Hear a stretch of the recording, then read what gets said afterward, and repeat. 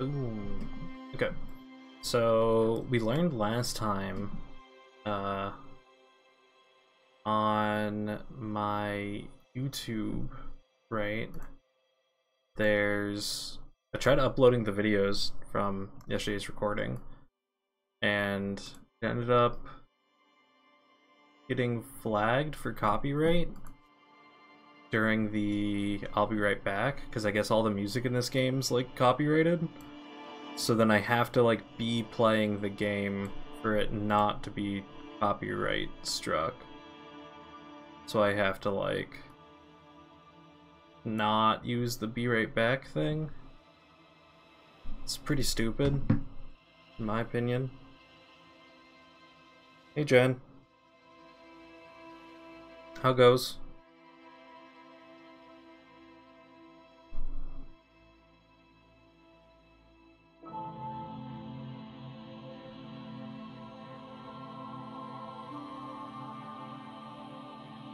Alright, let's get... I think I've done everything I need to before I start. Dude, I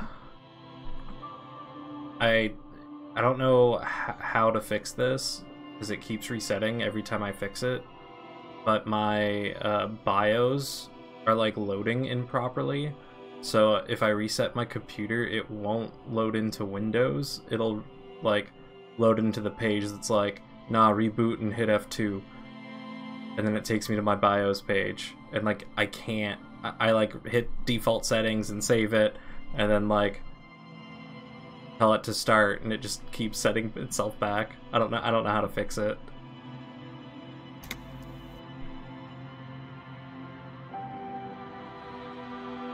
That's the stupid thing I was dealing with like right before I started streaming.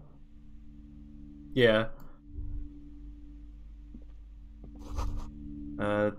Tome of Fascist Magic. Everyone knows the most interesting thing about fascists was their magic. Okay, getting out of the store.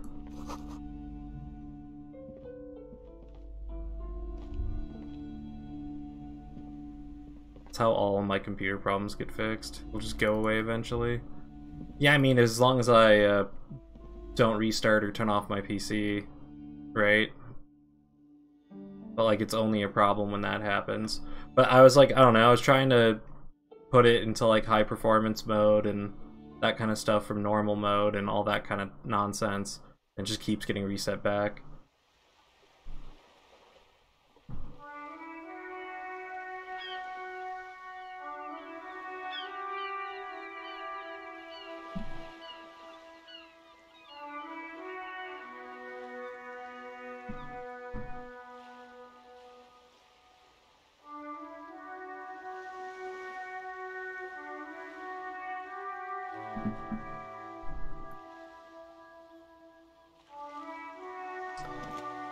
Alright, let's harass this woman about cockatoos, now that we learned about them.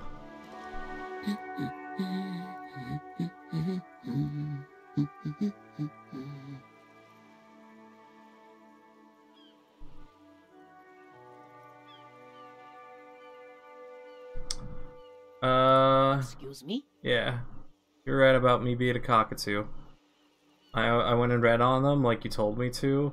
I decided on what kind of cockatoo I am. Do you want to know? I don't know. The most talkative one? No, I'm the Bang Bang. The what now? It's the most common one. You truly are one strange cop, aren't you? Oh, that's it?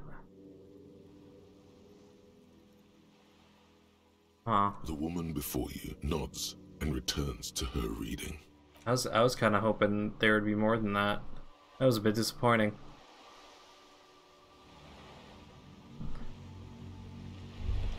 Alright, well, so much for harassing the lady a bunch. Let's head up this way, because we didn't go this way before. Whoa, what have we here? A bridge with loose nails and rot-infested wood that creaks in the wind. A construction code violation if there ever was one.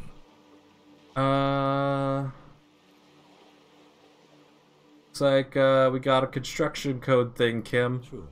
They never cleaned up the wall damage. The rest of Revachol looks better, though. Think about all the The splitters. bridge is fine enough. Locals use it all the time, after all. It's nothing to worry about. Shall we? Watch me just die, like right away.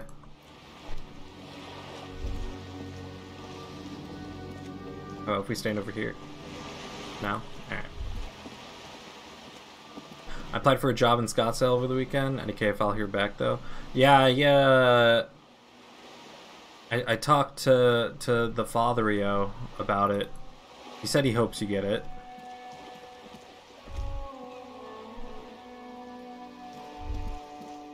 That'd be neat. This is a wall on the side of an apartment building. Cool. It's a pretty sick wall.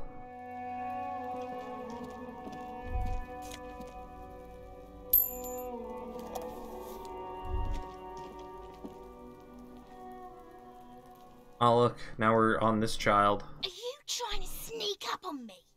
Come to slit my throat in my sleep? Apparently, she doesn't like people standing behind her back. Yeah. Error. She is not sleeping right now. Pig's come to take me out, trying to snuff me out. Yeah, my old professor was a city traffic engineer for like 15 years. Reached out to him, use him as a reference. Yeah, I mean, using a college professor as a reference is probably like pretty good, especially if he has like that much experience. I kind of wish it was kind of weird because like my last 2 years of college were all online, so it was like kind of hard to get close with any of the teachers really. And so, like, I probably won't be able to use any of them as references. The city traffic engineer. Oh yeah, if that dude's gonna be a reference for you, you'll most likely hear back, at least. They'll probably, at bare minimum, give you an interview, I bet. Even if they, like, aren't gonna hire you, having that dude as a reference will probably give you an interview. That's neat.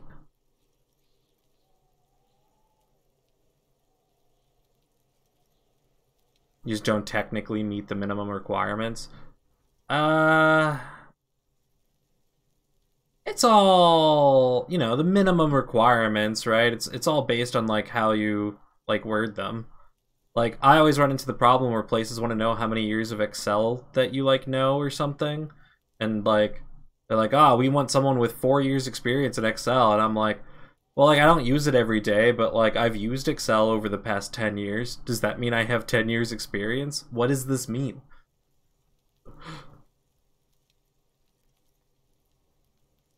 No, it's important for civil engineering. 4 years is when you qualify for a professional engineer's license. Well, I mean, you're pretty close to that, though, right? Why would you even say that? Are you sleeping? Don't get fucking clever with me, pig. You think you're so clever. I like these kids. They're just real charming.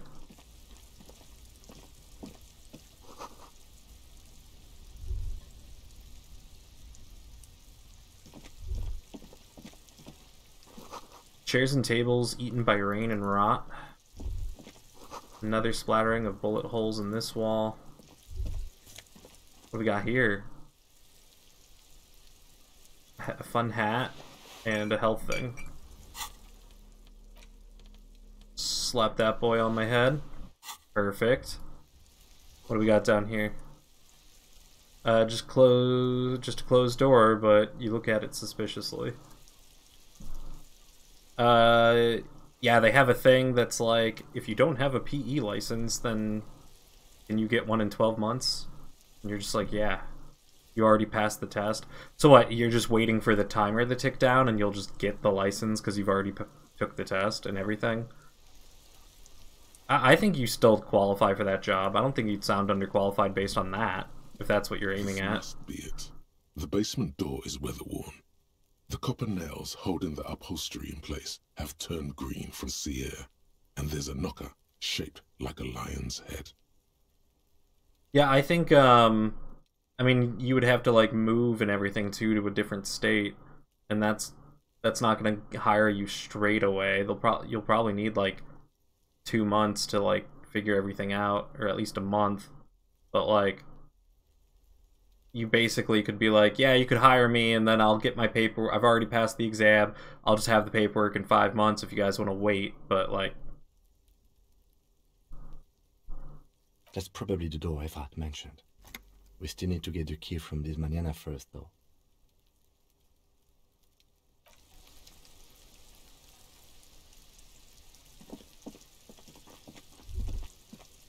you can kind of fuck off quick.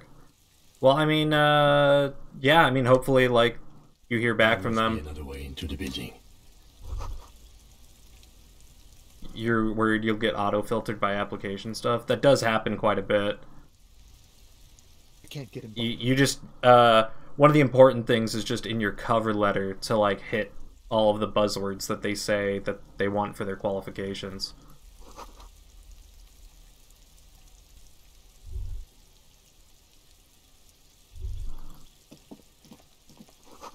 Curtain shift just a little, someone's watching. So much for a quiet smoke. That guy wants a quiet smoke. Alright.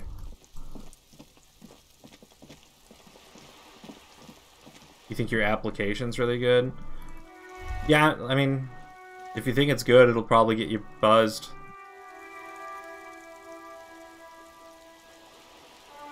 They had all sorts of specific work experience questions, and you literally checked every single box, including representing a public agency. Yeah, I mean, they'll probably give you an interview. They'll probably think your reference is fake too, and then actually like reach out to the reference, and then they'll be like, oh yeah, he was a good student, and they'll be like, what, he actually knows this guy? Or better yet, someone there would just already know him and be friends with him and be able to ask informally. What is this? What am I interacting with over here? I can't even tell what that is. Look at me when I'm talking to you. There's a girl up there. Did she spill this paint? Inside the frame of a motorcycle in repair, the tools used to assemble it. Your professor is literally the nicest person you've ever met, and you're half expecting him to reach out before they even see my application. I mean, that would be really cool, too, if he reaches out to them for you. Looks like there was more construction here once, decades ago.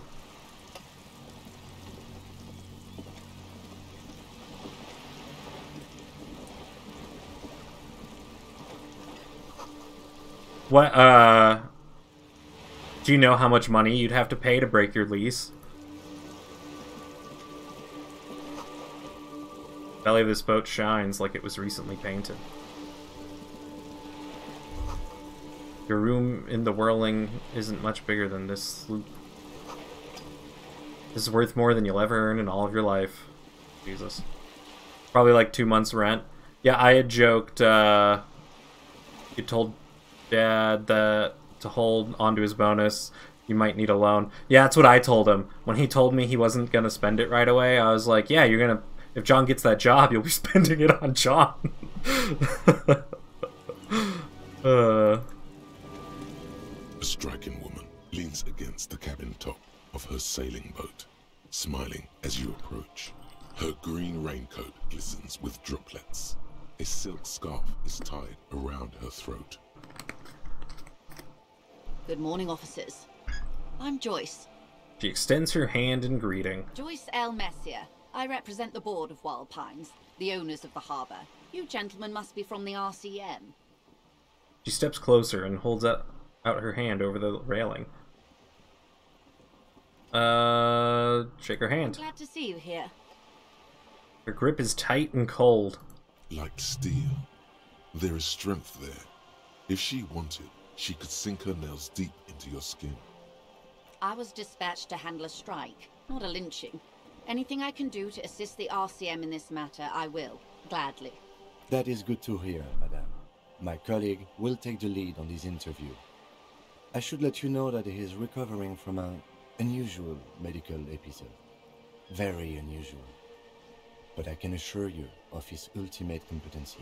Damn, what? You can't just tell people that. I told you that in, like, confidence. What the fuck?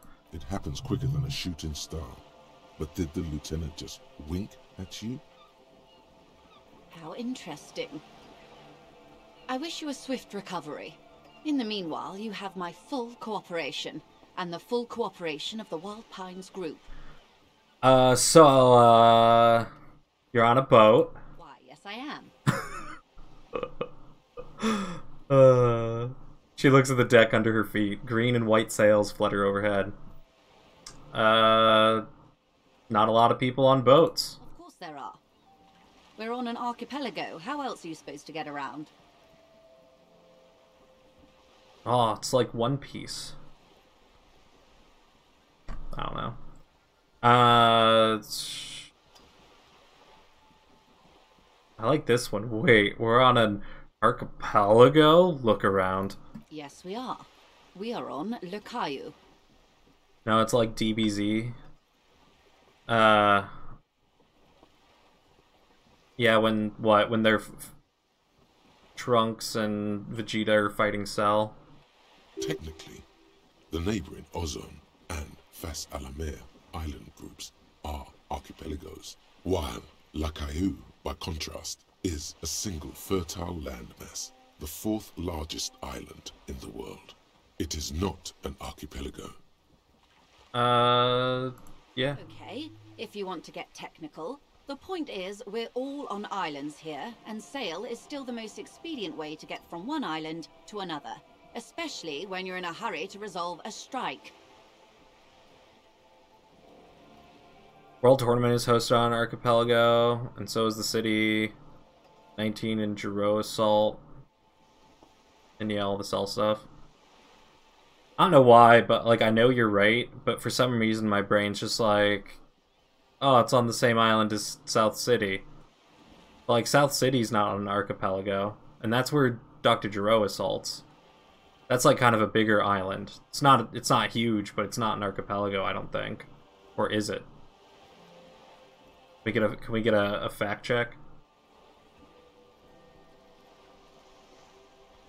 Still haven't seen anyone else sailing a boat. I haven't seen anyone else drive a souped-up Capri Kenema motor carriage either.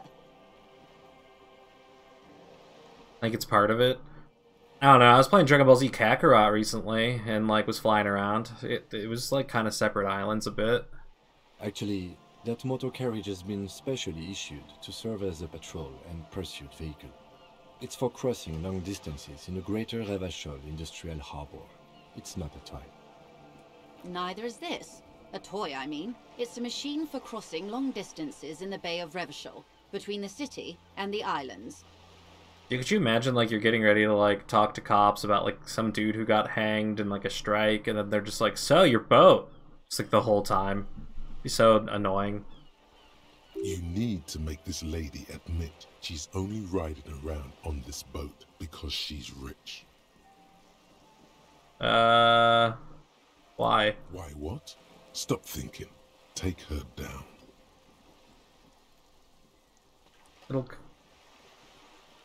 But, yeah, I don't really care that she has a boat.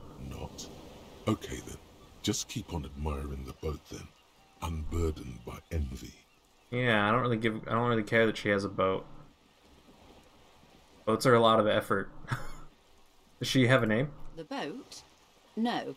It is called Cordelati 19, because that's the type of sloop it is. Yeah, but what kind of boat is it? It's a pleasure craft, a 19 pacer. It also happens to be rated for Category 1 racing. Though these days I mainly use it for business. Yeah, I guess that's fair. It's definitely a massive landmass island. Where does an archipelago end? Yeah, I have no idea. I mean, I probably would have known if you asked me while I was learning about, like, that kind of stuff in school, but My sloop? It's been a hot minute. I like it a lot.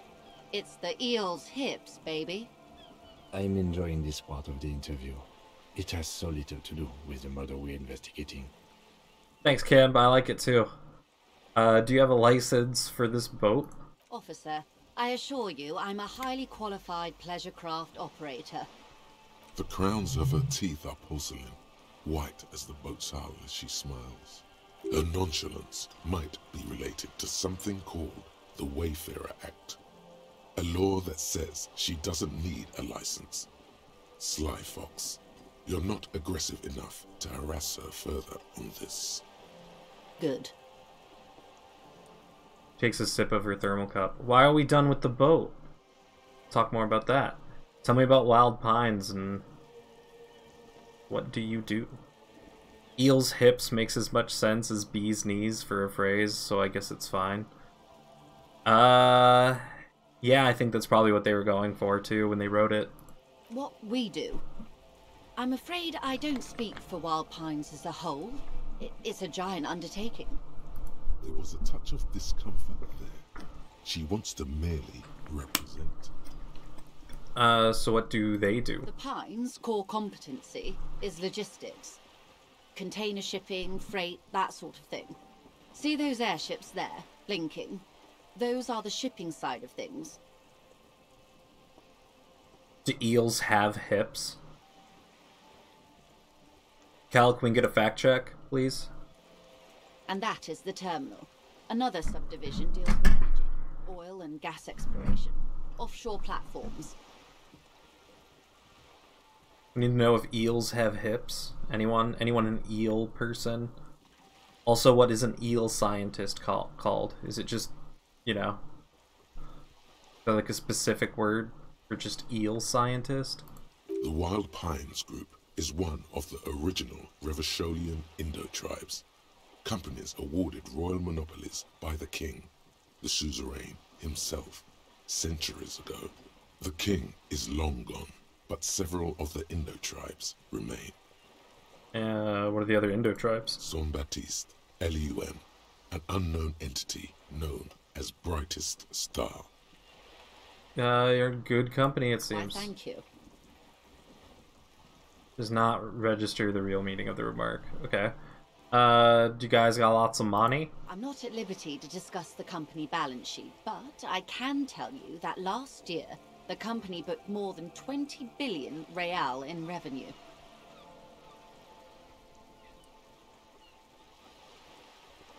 Nobody studies eels. Wait, nobody studies eels. They're disgusting. Got auto-modded. Was it the word disgusting? I didn't like see it quick enough. Or was weird. They're disgusting could hurt an eel's feelings apparently. Which in cahoots with Big Eel. Now we know. Jesus. Wow. 20 billion is a large number, but the conglomerate employs 72,000 people. They all need to be paid. Then there are capital improvements, interest payments. The wave hits the sloop. She grasps the mainstay for balance. A conglomerate the size of the Wild Pines is like a shark. If it stops moving, it will die. Then what becomes of those 72,000 families? It's a tremendous responsibility. Where do you guys get your money? They started as an exploration and cargo fleet conducting trade between the Samaran and Insulindian Isolas 250 years ago, when pine ships explored the South Seminese and charted Lomantang on behalf of the suzerain. This is a wall here. The European conger is easily the largest eel in the world. On average, adults measure around 5 feet long and weigh nearly 159 pounds. However, one enormous specimen measured 9.8 feet long and weighed 350 pounds. Yeah, but do they have, like, any type of bone in their body or something that arguably could be considered a hip? That is the question. Centuries of care, deliberation, and madness have gone into this endeavor. Vessels pass through the great unrest to re-emerge with apricots in tow. The logic of the system is totalizing. It's taken everything from its employees to build it. Okay.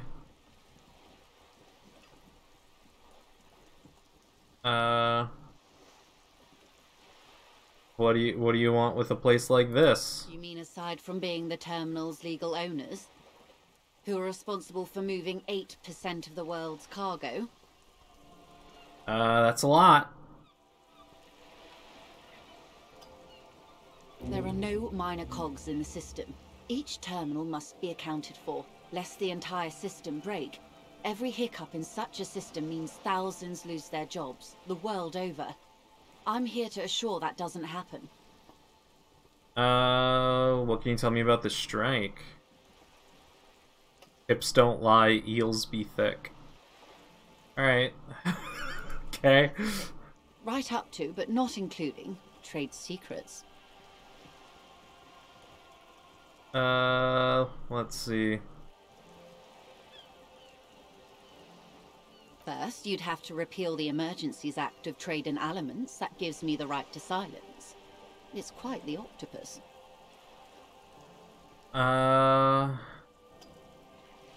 do I repeal it? Why? By throwing off half a century of foreign domination under the Coalition. Unfortunately for you, the Coalition also leases you the right to police West Revachol. You'd be shooting yourself in the foot, in other words. But I am derailing us. You wanted to know about the strike. The eel's backbone is made up of over 100 vertebrae, which makes it very flexible. Flexible, thick eels. Both are special. What is your role in this precisely? I believe the official title is Senior Labor Negotiator. In practice, I'm a grocery clerk. I relay the union's demands to Wild Pines and return with Wild Pines' counteroffer. And how are the talks going? They're not. That's the problem. The union stopped all negotiations a week ago, after that awful lynching took place. Wait, she just admitted that the lynching and the strike are connected. Now they won't even let me into the harbour. There's a 2-meter 20 racist behemoth blocking the gates. Oh, she also thinks the dude's racist. Over 100 flexible vertebrae don't lie. Man, I really flub saying that. Oh, you mean Measurehead? Yes, Jean-Luc Measurehead. So the strike is connected to the lynching? Yes, I believe there is a connection. But that's a subject for later. How are the talks going prior to the lynching? Let's say I was not making the kind of progress I'd hoped for when I first arrived. And when did you first arrive? I arrived 3 weeks ago. Yes, in the middle of February. The bay was still partially frozen then. I prefer to do these things on site, like the RCM. But the strike began in December. I wasn't the original negotiator here. I took over after Mr. Gaumont hit a wall with Mr. Clare, the union boss. Mr. Clare refused to speak with Gaumont despite concessions he'd granted the union in prior negotiations. This isn't the first time the union has gone on strike. Heavens no. There have been 2 prior strikes. Both times the union won significant concessions, including overtime pay and a medical plan. This time their demands are more, I guess you could say, aggressive. Ludicrous even. It's meant. What happened to Gaumont? Mr. Clare told him to... how did he put it? He pauses to compose herself. Fuck off, midget. Gaumont is short of stature, you see. Okay. Yes. Keep in mind, this is a negotiator Mr. Clare has worked with before, and who was more than fair with him and the union. What are they demanding? There are leaflets everywhere, and banners. What did they say again? Oh yes, every worker, a member of the board. Most of the workers probably don't know what that means.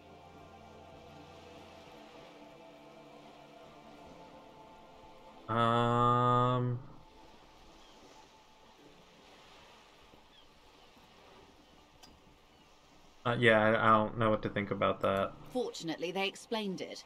Every time the Wild Pines group makes a decision about anything, it needs the signature of each of the 2,200 workers in its Martinez terminal. Just so you understand, this is but one of 22 terminals owned by Wild Pines. Essentially, not only are they kings of the company, they are also kings of the 72,000 employees of Wild Pines Group. What are you gonna do? I'm not sure. Naturally, I assume that was just their opening position. A hard-nosed tactic with a side of mockery. But there's been no follow-up, just the same nonsensical slogan repeated over and over again. And now, people are getting lynched, I hear. Behind the whirling in rags. A disastrous situation if there ever was one. Excuse me, from whom did you hear about this lynching? I first heard it from the bowyer at the gates. The one whose very name advertises his aversion to work. I think he said it was, "Call me mañana." This checks out. No, wait. The chief negotiator heard it from a man at the gates. Surely the Wild Pines group has more effective channels of information.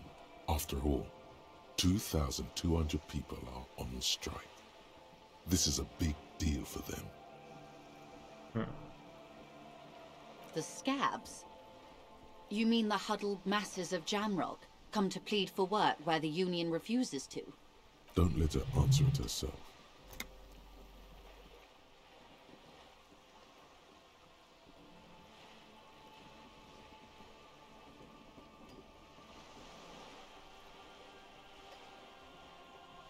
Let's call them strike breakers. You put them there, If right? these strike breakers were organized by Wild Pines or its affiliates, then it would be a company secret. I could not share it with you. Not yet, at least. It's implied. She's open to discussing this matter with you at a later occasion. I'll see, like, that's one, you know, we wouldn't let through, Kelly.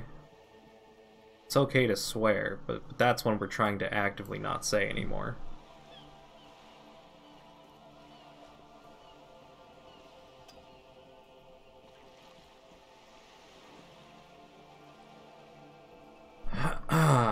Alright, what do you think of Everett? Okay, let's read this. I love this because ethically you want to support unions, but their leader's slimy. And they killed a guy. Yeah, and all, yeah, for sure. On the other hand, you got the Corpo with Joyce. She represents probably a terrible company, but she seems like a nice and rational lady. Yeah, I mean, the guy, too, the, in the Union, was, like, actively... We got the history on him that, like, he was a mob... Like, basically has, like, mob-type mentality. Like, mafia. And then,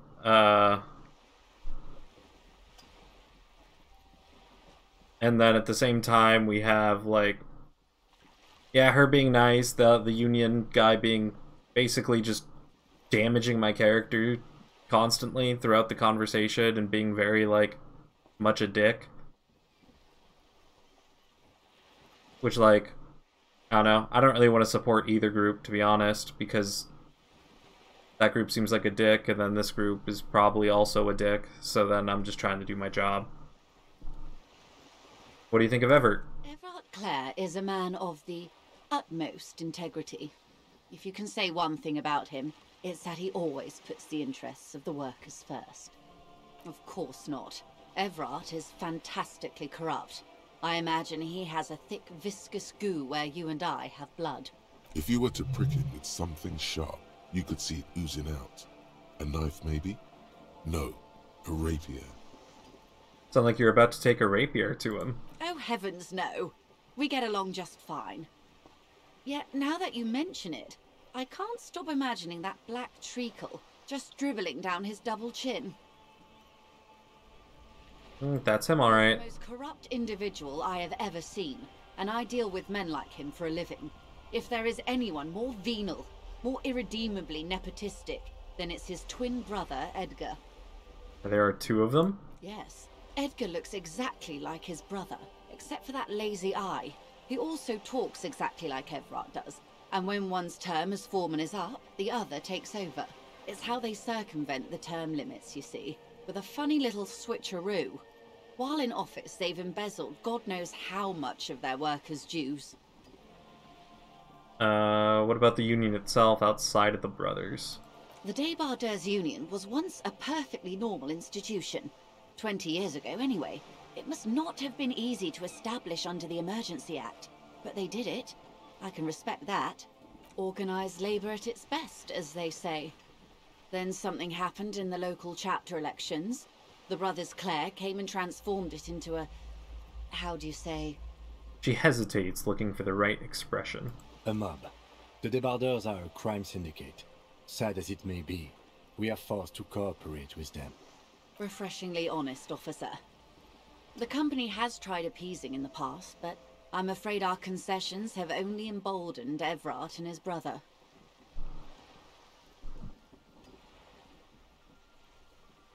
And your opinion, Detective, if I may ask? I'm a curious and talkative person, you see. Would you say the Debarders Union is...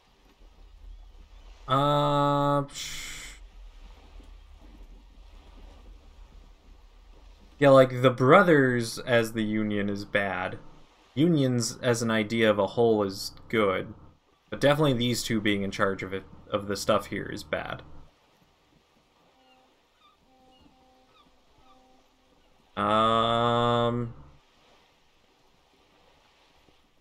Yeah, if they're stealing all of the workers' dues and stuff, then that means they're preventing things from getting better as well. So saying that they might be a giant leech isn't terrible, but it seems very opinionated. But this is even more. That's even more. I think this is better. But, like, I do also have the opinion that the brothers are bad. Indeed. And a hungry one. Sadly, Wild Pines have cooperated with what amounts to a crime syndicate for 2 decades. However much you feed the leech always hungers. You said something happened in the elections? I'm glad you asked. There was a woman, the previous forewoman of the Union. She disappeared. Disappeared? Yes. On the last day of the local chapter elections, her daughter phoned in and said she wasn't running anymore, or coming to work. Ever. End of story. This forewoman, her name? Sadly, the company records do not even give a name. She's just forewoman in private correspondence, Holly. I don't even know if it's a sir or given name, and I don't have access to the Union's files. Probably, yeah, extortion for sure. Indeed. The company suspects foul play, but there's nothing they could do. It was a Union matter. The point of the presentation is, these kinds of things happen around the Clares. Watch out when you're dealing with him. Thank you for your concern, man. We'll be just fine. That's all I need to hear. Change topics. How else can I help? Tell me about the lynching. Quite a few things, I'm afraid. He falls silent for a moment, contemplating something. The information I'm to share with you includes sensitive trade secrets. For the sake of my employer, I have to ask for your names and badge numbers. This entire scenario reminds you of an episode of South Park, the Goobacks, where the people, the people come from the future and steal all the jobs. Just kind of flips an issue that would normally have an obvious moral high ground and represents it in a more nuanced way. Yeah.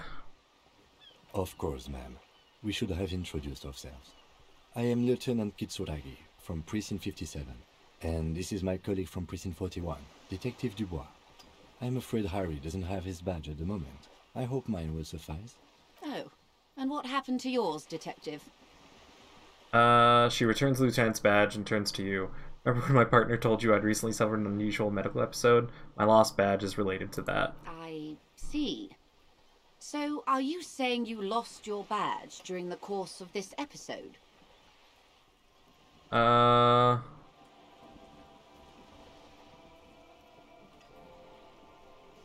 Yes. I can't hear you, darling. Speak up, please. Could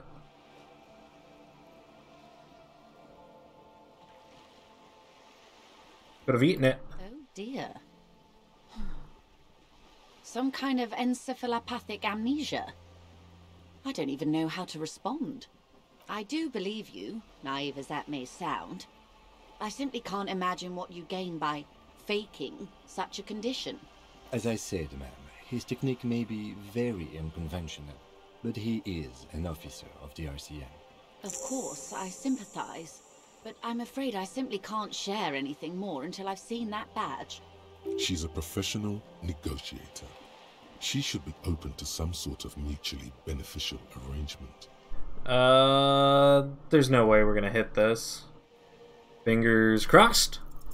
Feelings will guide the way. Need to know about this lynching. It's very important to me. It's the case I'm I solving. assure you, it is no small matter for me either. We all share the responsibility for disarming this situation. I hope you have a badge for me as soon as possible.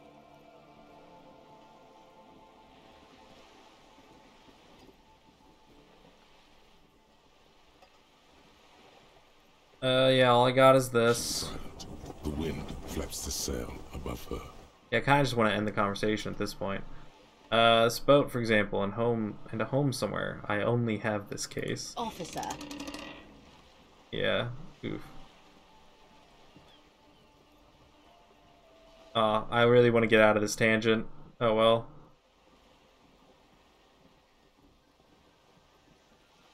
You know, I don't mean to sound cold, but if you want something, you have to give something back. More than just guilt. You're doing it. Despite your own best efforts, you're still getting in. Somehow. I'll be frank with you. If I'm going to break protocol, I need to be able to justify it to my superiors. They're going to want to see something tangible. The Union is conducting drug trade out of the harbour. It's an open secret in Martinez. Surely it must not come as a complete surprise to the RCM either. Perhaps it's time to look into it. Or you can find your badge, which honestly seems like a lost cause. Detective, a word in private before we continue. Yeah. Wow, you work hard. Oh, I do? Oh, yes. You hustle. You're a provider. It's tough out there, but you keep it real and provide. Yeah, I do. Oh, yeah. Like a horse. A workhorse. For hard work. What hard work do I do? Yourself. You're a human pedometer. You must have walked 200,000 steps down cracked asphalt, mosaic, sand, and linoleum after you re-emerged. No double one, so I'm doing better. 1-4, baby. Union also trafficking drugs. Yeah. Yeah, my rolls are terrible. It feels bad to be me. It's like that in any game that has dice roll systems. And, yeah, Union bad. That is the sign of a hustler who never gives up. The world is harsh and people are evil. You didn't make it that way, and you won't let it break you. You ride. Yeah, I'll fucking ride. That's just what it's like. Life and death. But you got gills on your side, baby. Got those black papers with the faces of the innocents on them. You bring in the Franco Negros and the Solas. What? It ain't easy, but you do it. Day in and day out. You didn't make the rules, but you won't lose. You're a cop, and a sprinter, and a money printer.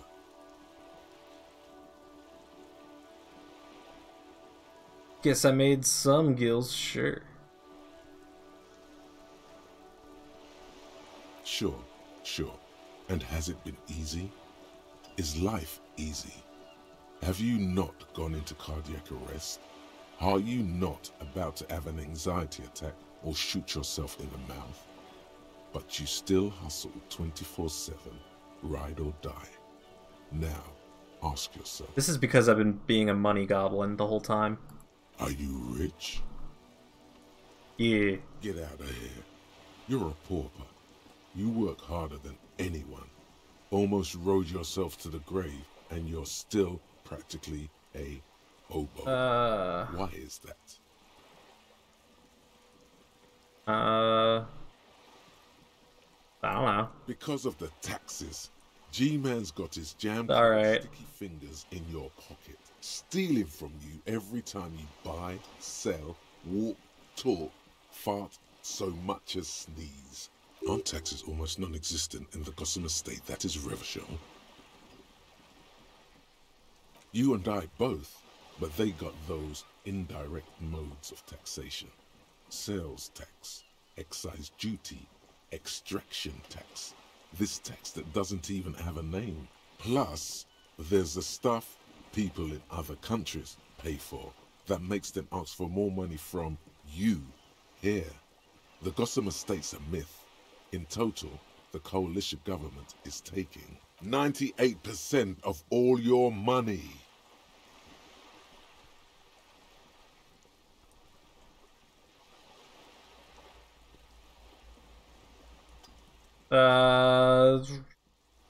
No way! Here you go, hustler. It's whatever. The righteous fight. Free the people. Keep it real. Keep it street. Keep foaming at the mouth furiously on the tax issue. Yeah, we got some...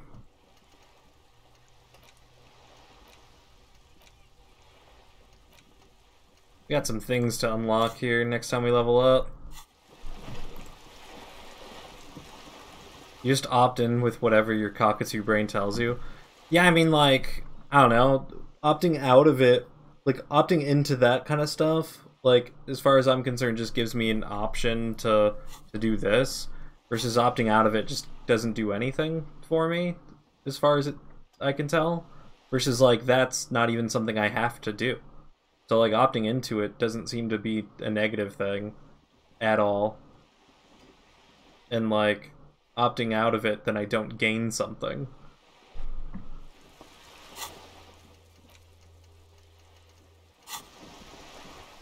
This is not going quite as I hoped it would, Detective. How'd you hope it would go? Honestly, I was expecting you to use your unorthodox technique to keep her off balance, and, you know, not volunteer us to be her henchman. Oh, we're henchmen? This woman is running circles around us. She might have known about your misplaced badge all along, or she's simply an adept improviser. Either way, we've played straight into her hands. Maybe this is all her plan. She might have heard about you.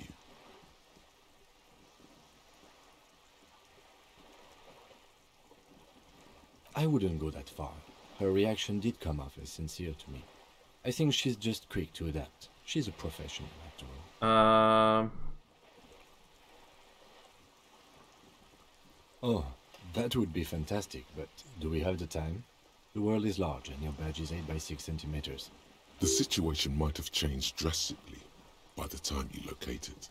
Time is of the essence. You could request a new one from your station, but that would literally take months. No. If there is reasonable suspicion, we must investigate. Otherwise, she could claim we are siding with the Union, or that we are on their take. We'd never hear the end of it. What I propose is, we ask her, then we investigate, briefly. But do not share the outcome of this investigation with her. We tell her it's done, and demand for her information on the lynching. Sounds good. You're back. Good. What can I help you with?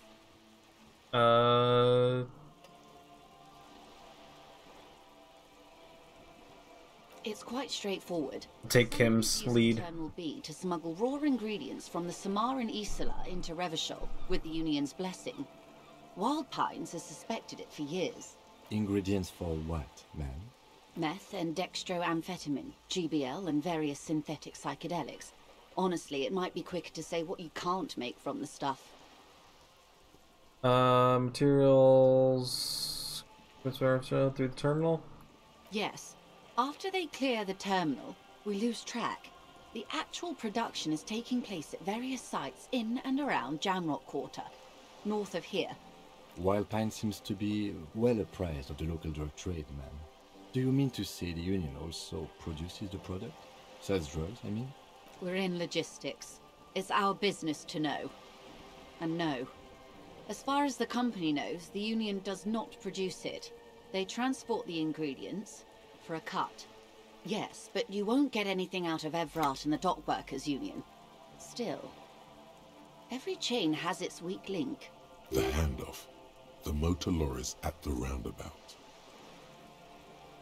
Unlikely, officer. I'm talking about the lorries. Once the ingredients reach Jamrock, they're distributed to a network of local manufacturers, well beyond our grasp. But in transit, they may be vulnerable.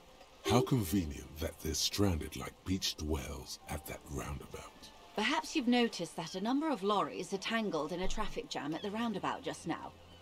Interview the drivers who are still hanging about. One of them might be waiting for a crucial shipment. She gives me a knowing look. Her irises are light green, like the river Esperance in bright daylight, upstream where it's clearer. I'll be explicit. If you find this driver, I will share company secrets with you. Uncovering Union secrets could also give you an upper hand when dealing with them.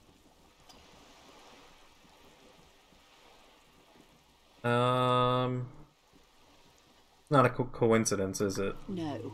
We asked East Motor Track to raise the drawbridge. The road company is a partner of one of our subsidiaries. However, this is a limited time opportunity. Once the complaint has been processed by the trade committee, they'll have no choice but to lower the drawbridge, and the operation will continue. Thousands of litres of raw ingredients will pour onto the streets of Revachol. Not the east across the river, but the west. The vulnerable, the weary. The cold breath rushes in from the bay. Oh yeah, magic. Making its way down the alleyways and potholed streets. From Martinez to Jamrock, in the traffic you hear the clinking of glass vials, concealed beneath tarpaulin.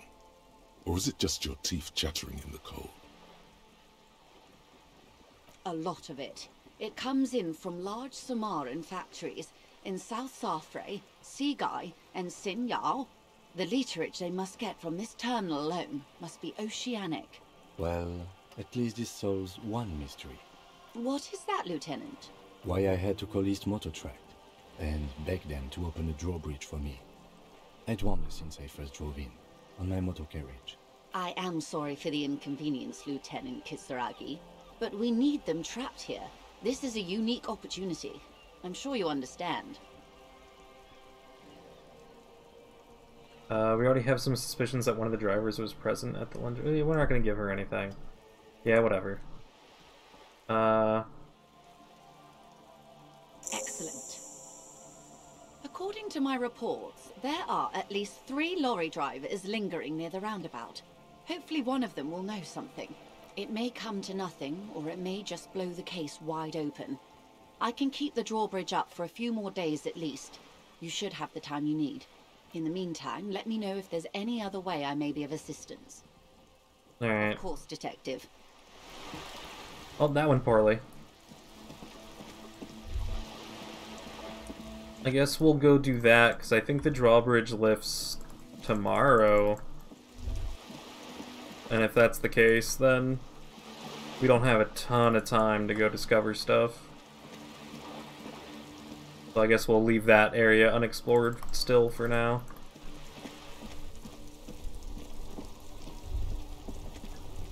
Alright, we'll talk to the cool guy here. Still here.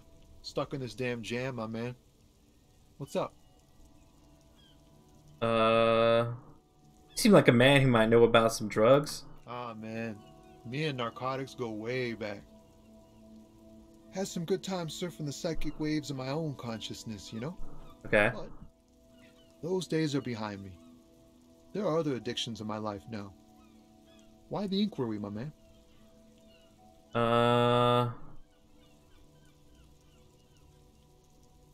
Yeah, let me be straight with this guy. We have a credible lead, sir. Someone on this roundabout is waiting for a bulk shipment from the harbor to load it on their lorry and drive it to Jamrock. Not me, man. No way. I don't need any trouble. Shit's bad enough anyway. This jam's got folks up in arms, and I'm afraid it's headed toward a conflagration. Who do you think? Look, man, I try to stay away from the criminal underbelly of Revachol. I'm a guest here. You really need to find another man to probe with those questions. We wouldn't say he's lying, sire. Thanks, drama. Alright. What about, wasn't this one down here, like, that was mumbling to themselves or something, one of the drivers?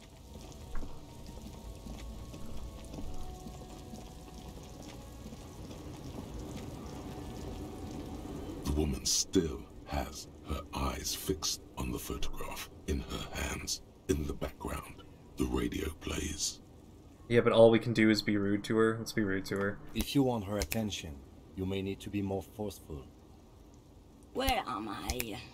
Who are you? Like a magician recalling a subject from hypnosis, jolted her back to reality.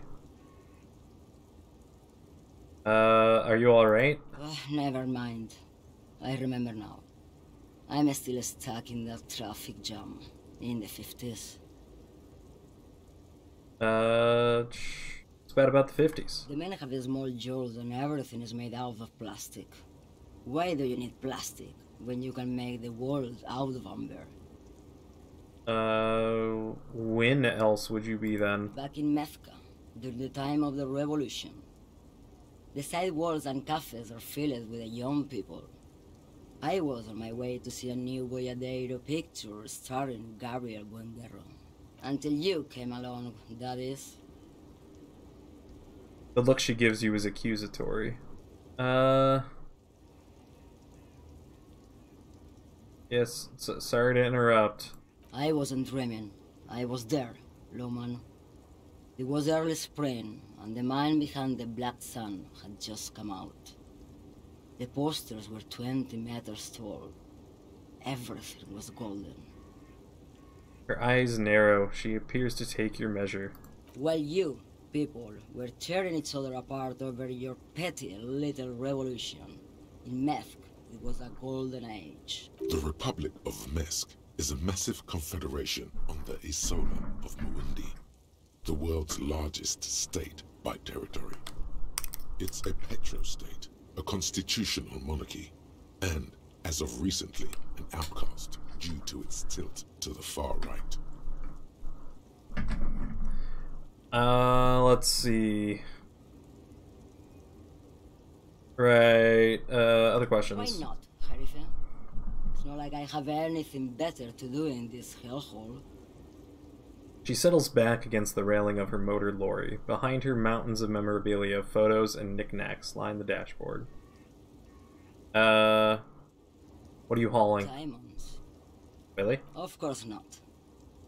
But wouldn't it be marvelous if I was? Okay, but what are you actually doing? Whatever stupid things they put in the lorry, I imagine. You don't know? I quit concerning myself with that a long time ago. Besides, I don't drive the lorry for the cargo, if you know what I mean. I guess that makes sense. Of course it does. What did you expect? You seem like a lady who might know some things about drugs. What do I need drugs for, Lowman? What I see, what I feel. The great adversary, no drugs can compare. Not really what I was getting at. Then what were you getting at? Maybe if she thought you're corrupt. Drama, you give me the worst advice all the time. Who the fuck is Irad? Ah, and what do I care about the Union boss? He's no Gabriel, he's no Franco Negro. He's not even Hermenegildo the Hound. Yeah, I mean, I did tap my nose. Gotta tap your... Maybe. Probably not. Makes no difference to me either way. Just this month, I made half a dozen trips from Saramiris to Grad, and the U41A. What do you think they take from Saramiris to Grad, Lowman? It's diamonds, Lowman, obviously.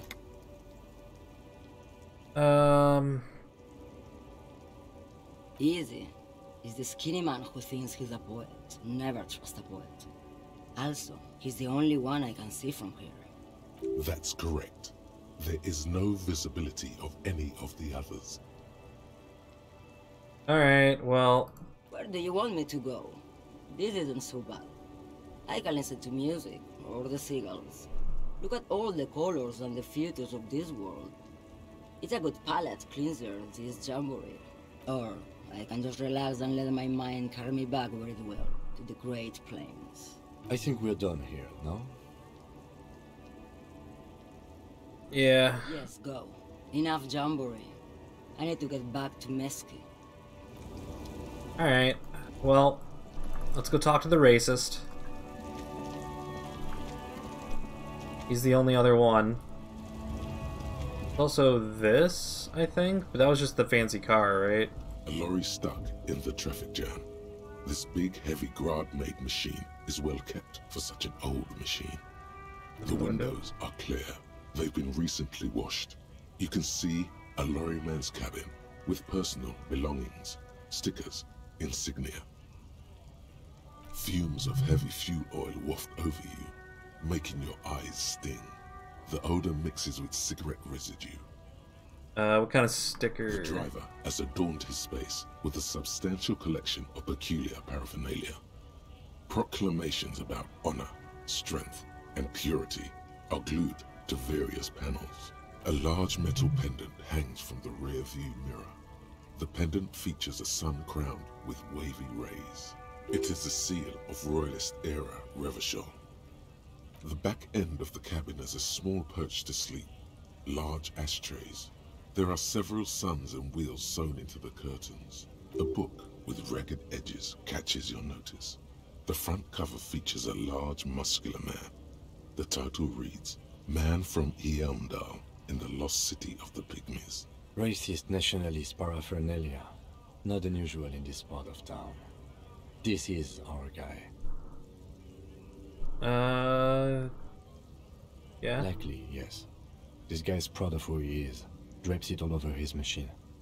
There he is, in front of Rita, smoking nervously, hoping it's over.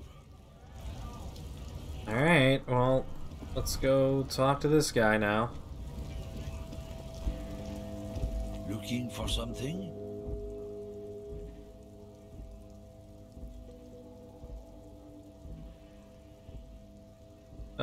Yeah. Oh yeah, they're a big deal.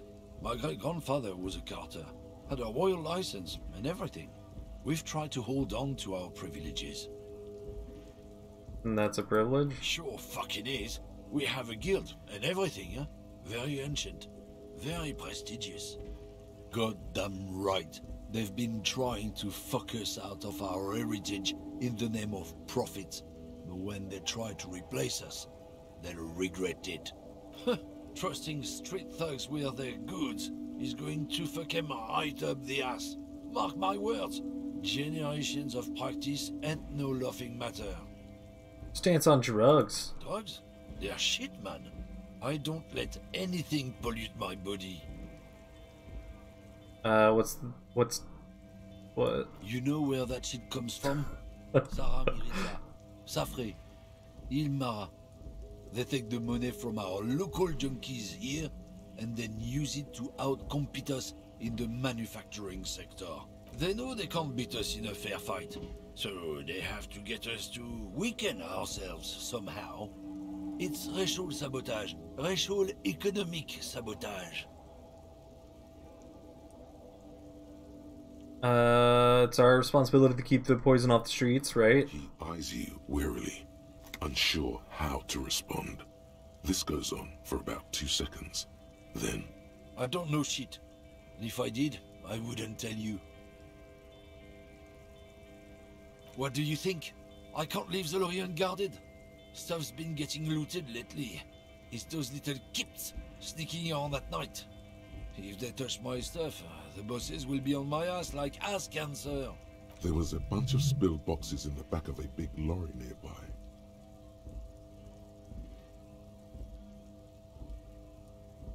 Yeah, I knew that guy. He was an honest driver who loved his country.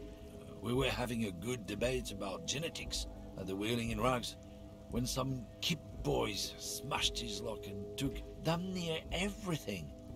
Lost his fucking job over it. Since he left, I haven't had anyone to talk to. If they were getting drunk inside the Whirling in Rags, how could they know who broke into the lorry? What? Aren't we allowed to say that he's a Kips who do all the stealing around here? That's not road science, man. Isn't it obvious? Fucking Sealang, that beady-eyed South Samaran. His little side business is a scam. I wouldn't be surprised if he was peddling drugs as well. What? That guy's a lorry driver? Of course he's a lorry driver. Oh no, not her friend. He's just some simple businessman or some shit. He's selling his employer's stuff after he broke the seals on his Humanox lorry. His tribe are natural liars. It's in their blood. He's your man, alright? 100%. I wouldn't be so sure about it. Not until we've heard what Sealang himself has to say. Guess so. Alright, let's go. We got a fourth driver now to talk to.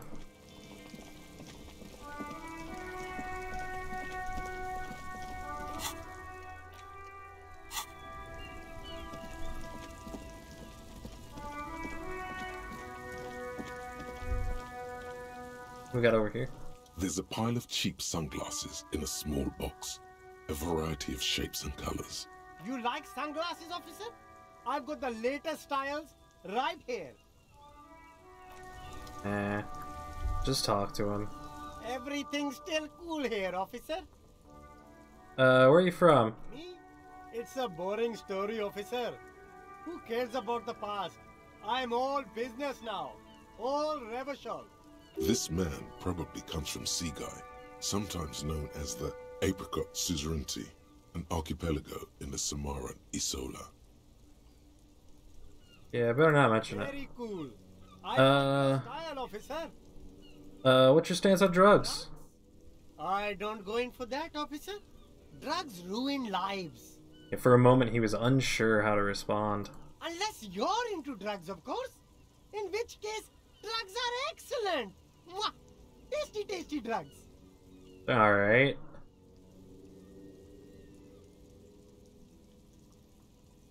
Yeah, super into drugs. Very cool. A lot of the coolest detectives do drugs. Sadly, I don't have any drugs on sale. Or at my home, or on my person. Sir, it appears to be true. No drugs in sight.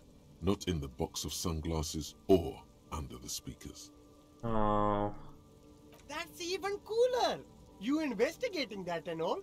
But, I am not a lorry driver. I'm just a street vendor. I don't know anything about that. A blatant lie, sire. Yet he tells it with such conviction. We'd believe him if we didn't know better. Yeah, but you are a lorry man. Who said that? It's the fat racist, right? I bet it's him. He has an agenda against me because I'm an immigrant who works harder than he does. He's a hater. So you admit you're a lorry driver?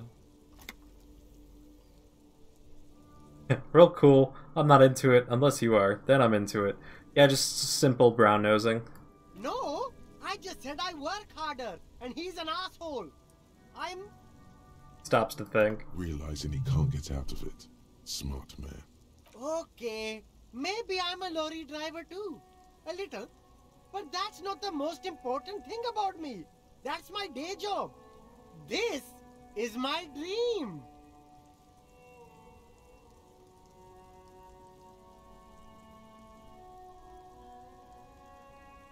Yeah, my sources tell me, but you're the one. No! That's insane! It's the fat hater. He's been eyeing me for a week and he sent you here. Maybe he's the one, huh? Have you thought about that? What do you know? Nothing. I told you. I'm not a dumb guy. I don't get involved with that crowd. And what crowd is that? Crowd? You know, the drug crowd? No, he wasn't talking about an abstract crowd. It was that crowd.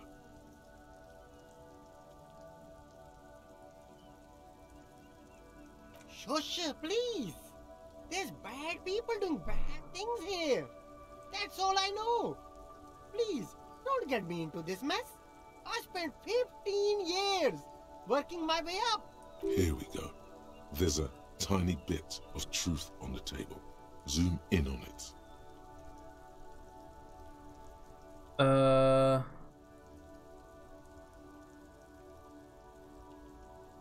Yeah, we're buddies. Help us out and no one will know. It's a she, okay? The other drivers call her the lady driver. You're better off staying away from her. The way they talk about her, she's no lady. Interesting. Could this driver be connected to the Hardy Boys?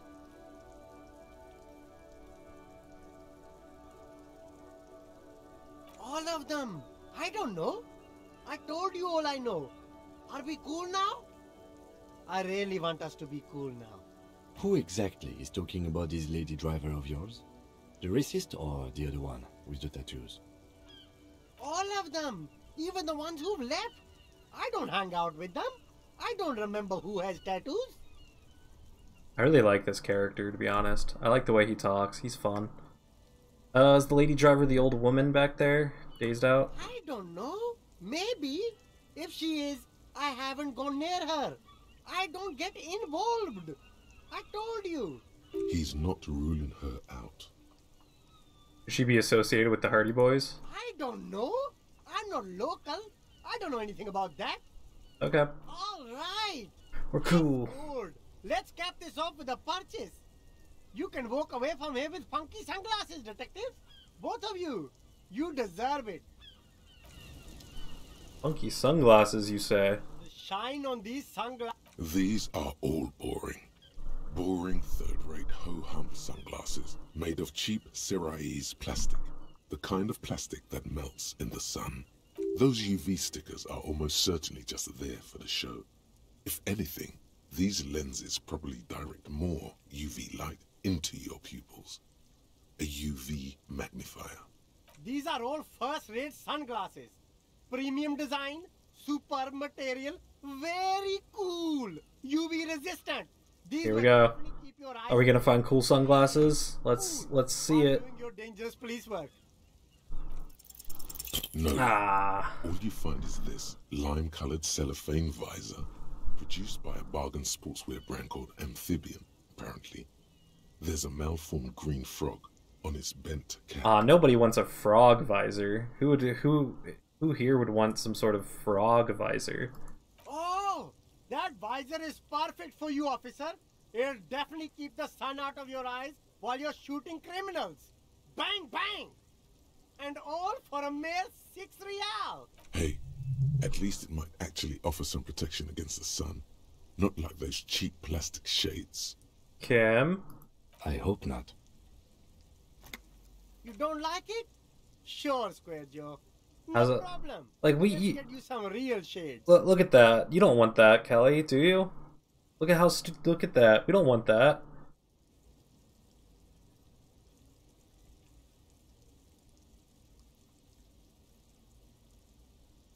Yeah, well, we're just gonna leave that. No one wants that. We got an autosave. We'll come back to this eventually. The map was updating to let me know that there was a check down there. Alright, let's talk to all these guys again. Still here. Stuck in this damn jam, my man. What's up?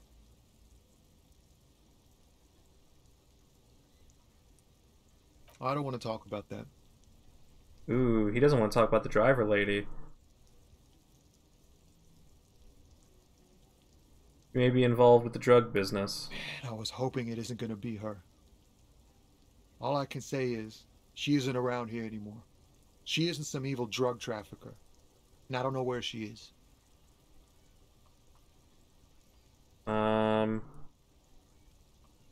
Yeah, before you said you didn't know, now you might know?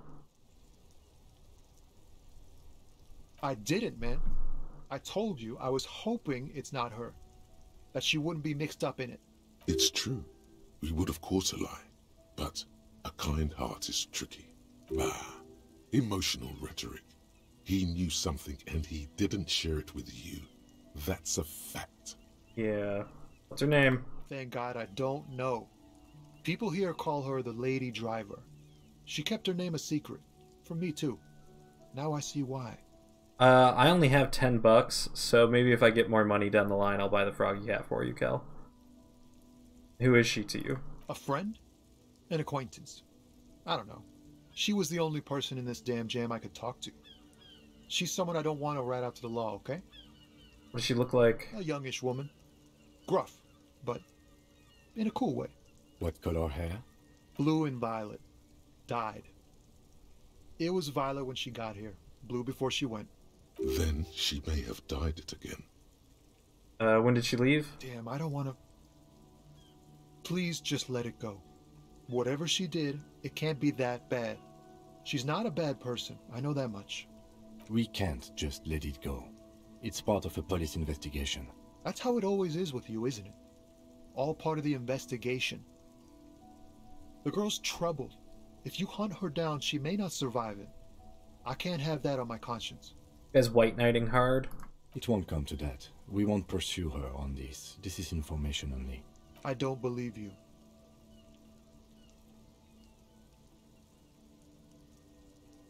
She's got the darkness in her. That young person's darkness when you think it's all over. And you're looking for a way out. She shared this with you? Yes. Which is why I don't want to snitch on her.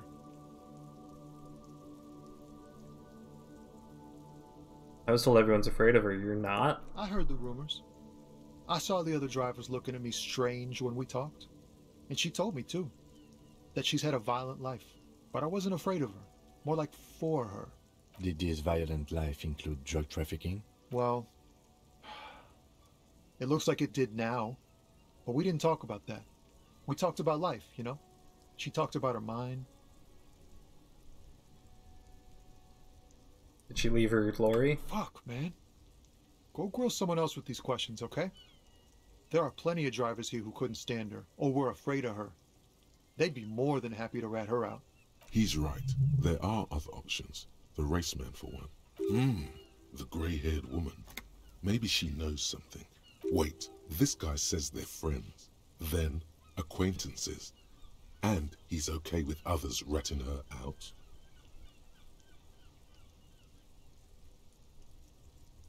Fine. I don't want to be a butcher. And I don't want to be a knight either. I just want to be a person who can sleep at night. A little fame wouldn't hurt, too.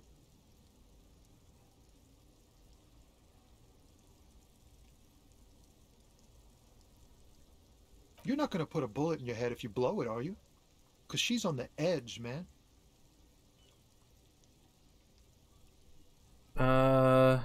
Yeah, dude, tell me, Tommy. I thought you were a different kind of cop. Yeah, screw you, Tommy. Here. Takes a keyring from his pocket and looks at it before giving it to you in The silence. keys to a motor lorry. Pretty complex. Looks like a chain lock. Her lorry's still here. Down past the Statue of Philippe. The cabin is green. You can get in there with these. That's all I know. The dude literally had her keys on him. When did she leave? Last Friday.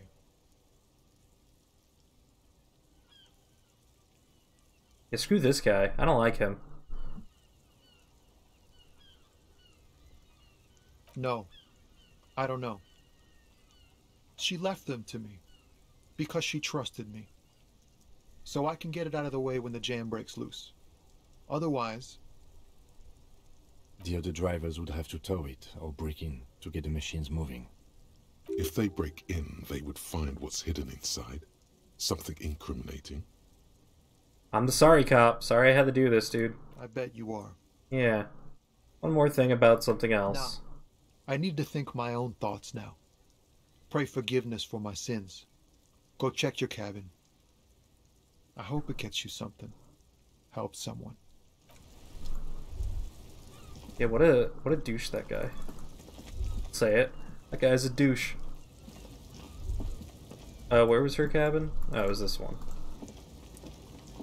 This green found, A to Z, contemporain, is parked in the shadow of the ruins looming overhead.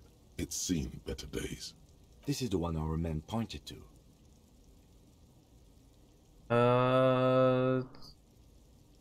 Peek? The glass on the side windows is tinted and covered with dust.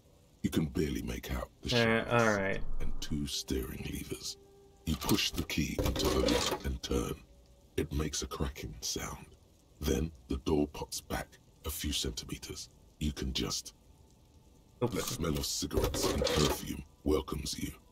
The cabin inside is plastered with old movie posters. Actresses smile from the walls. There's a radio transmitter in the front and a toolbox tucked under the driver's seat. Some tools lie scattered near the pedals. There's something odd about the passenger seat. The seating fabric has been pulled tight over the lower side of the seat where the toolbox should be. Yeah. Voila! A stack of neatly folded papers has been stashed behind the seating fabric. You see 3 maps depicting a large metropolitan area. It's Revachol. Some of its routes and highways have been outlined with a pen. Bonne prise. Lieutenant commends you as you shift through the treasure, well worn and folded into neat squares. This large map displays the elevated motorway called 881. The intake leading to Martinez is marked with a blue X. There's another X on the off-ramp at a place called the Old South. Toll booths at the intakes are marked with a circle. It looks like there are scant few ways of getting onto the elevated motorway that runs over Jamrock, and this person knows them all. There, hundreds of thousands of motor carriages roar on the 881, high above the massive brown and red roofs that is Jamrock. The commuters don't even look down. The world ceases to exist outside the windshield. To Kuron, through the middle-income neighborhoods there, by the river, and then to Stella Maris and La Delta for work, while the men and women of Jamrock scuttle to their fates below the road. Next map. This municipal map from the 30s displays a complex system of storm sewers underneath a sub-district called the Pox, old military hospital, right adjacent to the 41st precinct. Wind rips through the empty hallways of the once great military hospital, now just a ruin under an overgrown park. Beneath the hospital, great sewer tunnels hum and vibrate with life of their own. The rattle of motor carriages and lorries driving through long-forgotten tunnels, lit by gaslights. The final map displays a labyrinth of service tunnels left over from the construction of Motorway 881. A few routes have been marked with a pen, where the tunnels and sewers surface near the eminent domain and a traffic island in central Jamrock by the lake. These service tunnels were probably used during the construction of the foundation beneath the motorway. Despite the cold, figures move about cloaked in shadow, their breath escaping in white clouds that fade into the darkness. Wherever you look, the night gives cover to her messengers. This shivers is so cool. This is my favorite stat.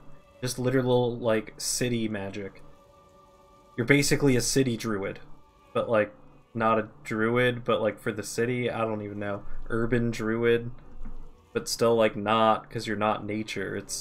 You're the city.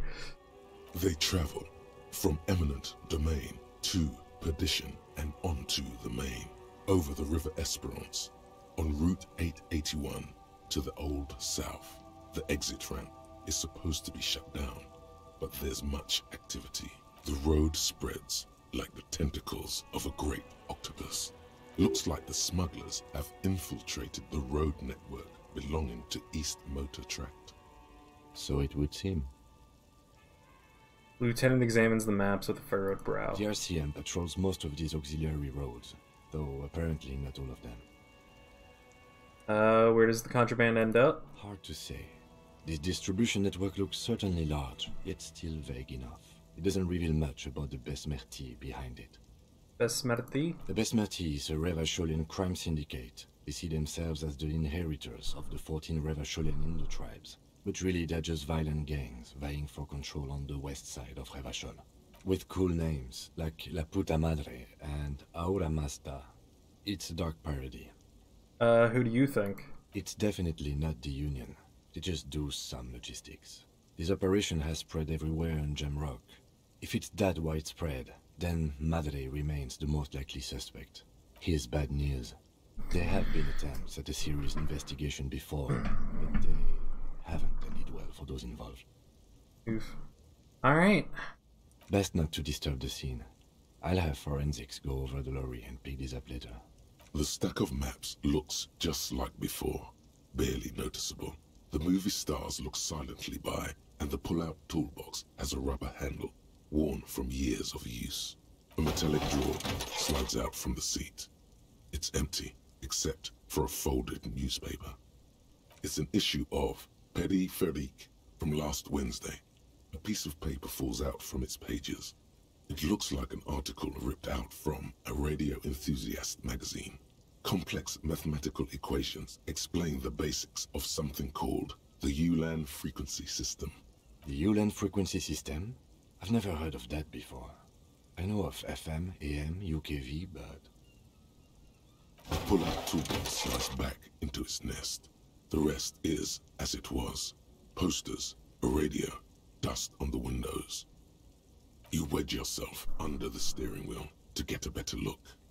Seems like the few tools lying around here, a hammer, a pair of pliers, a rusty wrench, have been casually thrown there by the disorganized driver. But one odd detail does catch your eye. A piece of sandpaper has been glued to the throttle. Sandpaper adds extra grip. Sandpaper? A novel technique?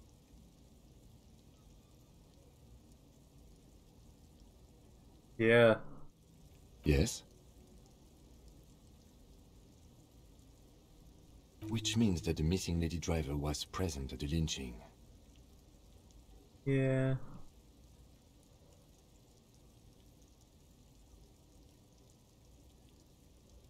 Well, it seems like we found this. Looks like her, yes. Now we know for certain who's the missing 8th person at the lynching. Do you think that Hardy and his boys could also be involved in the drug operation? That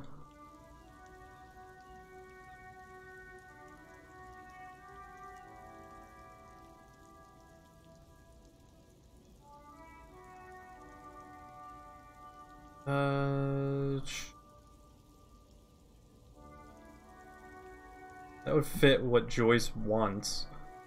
Yeah. Understood. We should still go and see what Titus has got to say on the matter. Are we finished with the lorry? The movie stars are still smiling from the wall. Looks like the frequency dial is absent. It requires a key to work, but the key has been removed. Likely by the missing lady driver. Well, so much for trying to find that frequency. Strange. There are so many radio stations saved here. Must be over 100 at least. It has to be an advanced model to fit so many frequencies next to each other without blending them together. Anything we can do with it? Doesn't look like it. It's completely inoperable without a dial key. Would anyone... Yeah... For contacting an entire fleet of lorrymen, for example. This is all shortwave, UW and UKV. Looks like we are dealing with an impressive organizational tool. The nerve center of a huge operation. With quite a range, too. A 20-kilometer radius at least. Perhaps extended by an attachable antenna that's not here right now. Yeah, whatever. The ghostly actresses and the rust. Yeah, the posters. These are movie posters featuring starlets from long-forgotten films from the 20s, the teens, even the 90s of the last century. One of them particularly catches your eye. A centerfold of an ingenue attached right above the back seat. There's definitely perfume in the air. It's spicy, with a hint of amberette, wafting through the bitter air of the cabin. Study this... What's that smell? The remnants of a sweet juniper-scented perfume. Probably grenade number 5. Alright, study this. The actress is draped in a sheath dress, one of her shoulders bared. The faded remains of an autograph run across the poster. She's looking past the camera. This is Tip Tijon, a starlet from the dawn of cinematography, less known for her talent than her tragic, untimely death. What happened? She wasted away in a drug den called the Door to the River, not far from here, on Boogie Street, a mixture of cocaine and morphine. She was afraid of the world, and the camera, too. The actresses and the Alright. the rust. Great. I think we got everything. A word, detective? before we return to Joyce? We also got... Self-critique. Yeah. So crazy. Here it is. Hard facts from the man you are. You once jerked off in the locker room and were caught. You held a young woman by the arm and kept her in your apartment for 20 minutes against her will. Oof. That's right. These are not flights of fancy. These are real deeds, Harry, emerging from the darkness of your past. You tried shooting a fleeing suspect in the foot, but hit him in the pelvis, crippling him for life. And, above all, you let life defeat you. All the gifts your parents gave you, all the love and patience of your friends, you drowned in a neurotoxin. You let misery win, and it will keep on winning till you die, or overcome it. Big oofs right there about our past. All that sounded real shitty. What do we get here? On int and psi failures, we heal. Wait, what? Pain...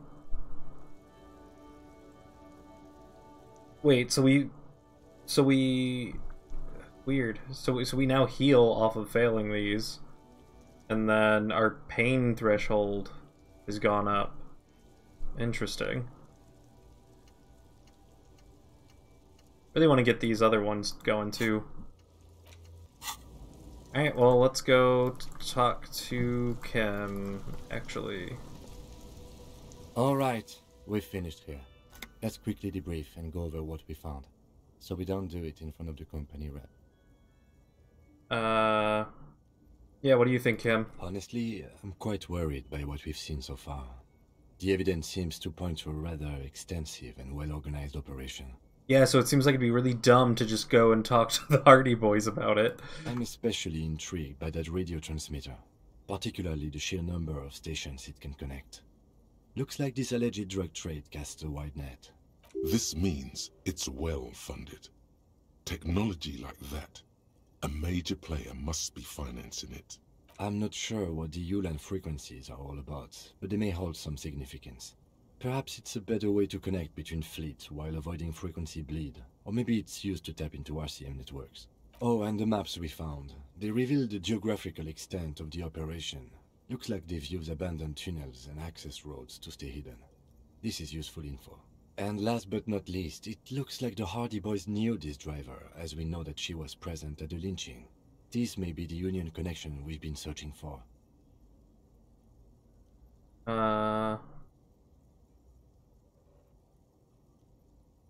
So this is connected to the Union. Like Joyce told us, yes, logistically. But don't expect to bust this open during our stay here. At best, this is an angle we can use against them, to other ends, as extra ammunition. Meaning, someone as slippery as Everard won't be caught by a couple of cops and some stuff they found in some cabin. RCM open stuff? We should return to the murder case. See what Joyce tells us about the lynching. When we are done for the day, I call my station and suggest our narcotics department look into it. There are more than enough grounds to start an official investigation, sometime later when we are done here. We do not want to get caught in that. What are you thinking? The fact that one hasn't started already gives me pause. An investigation, I mean. Especially if the Madrid grouping is involved, and I can't imagine they aren't. It's certainly worrisome. All the same, I don't like the idea of internal affairs descending on the matter. That won't help anyone either. What about all the movie posters? As elegant as they are, I don't think they are relevant to the drug trade.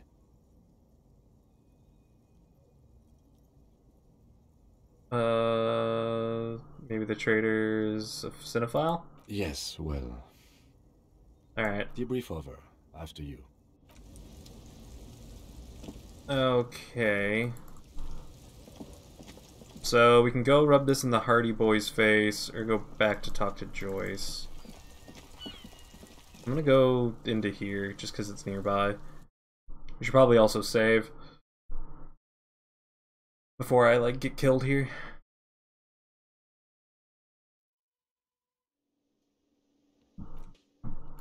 Let's do a quick hard save. Just because it's been a minute. Alright. Hello. I just like to bother you. Another thing. Great. I love, though. Yes? Goodbye. Okay, you got nothing to add.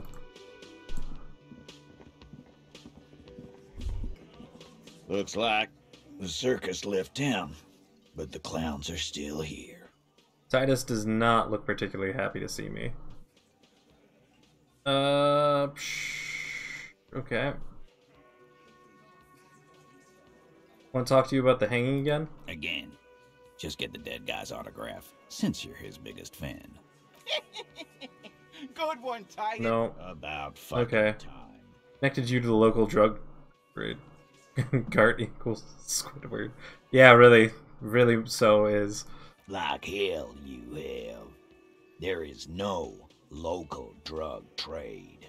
This place is as clean as a rifle. Go back to Jamrock and ask the local junkies how clean your streets are in Precinct 41 kilos. We'll do that. In the meantime, did you know that there's an abandoned lorry at the intersection that was used to move raw ingredients for drugs from Terminal B to Jamrock? The person driving it was present at the hanging. It was one of you. We've connected the footprints. Detective, do you want to deliver the coup de grâce? The thought forms in your head, like a lightning strike branching in the sky.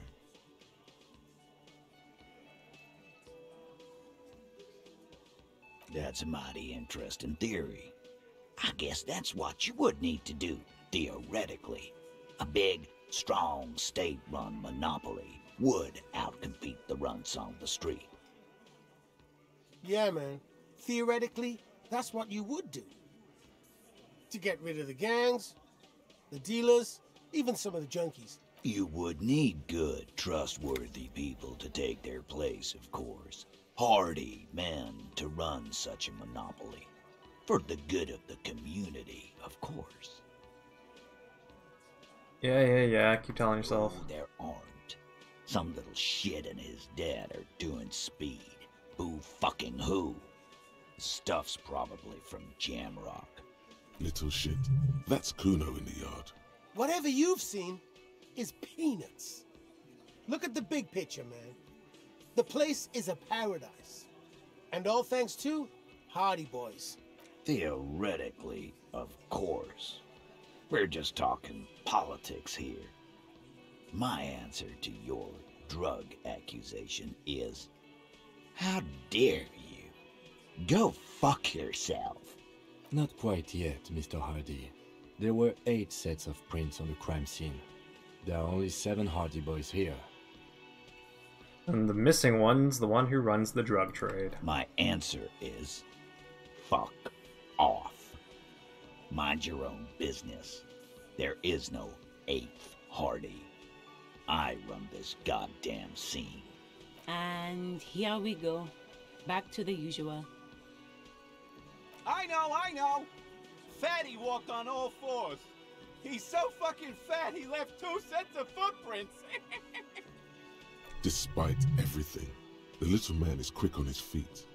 Go fuck your mom, Dennis. That's more like it, boys. You heard him. It was Angus on all 4s. Anything else you need to know? Nope.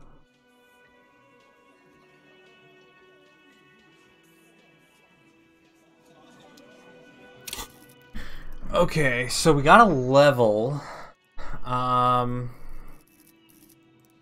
Which there's definitely a lot of things I should put it into, like volition and pain threshold, probably. Just so I can take more damage. But then at the same time, we also got a bunch of these we can start learning.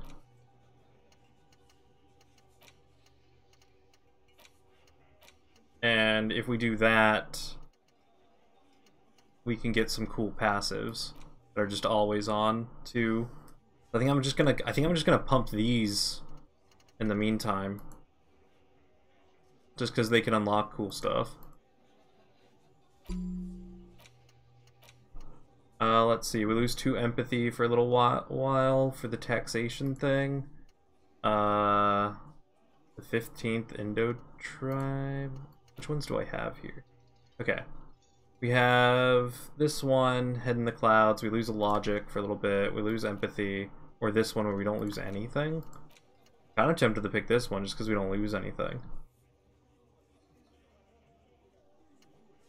And it's something about the city, so it might give us shivers. Let's do it.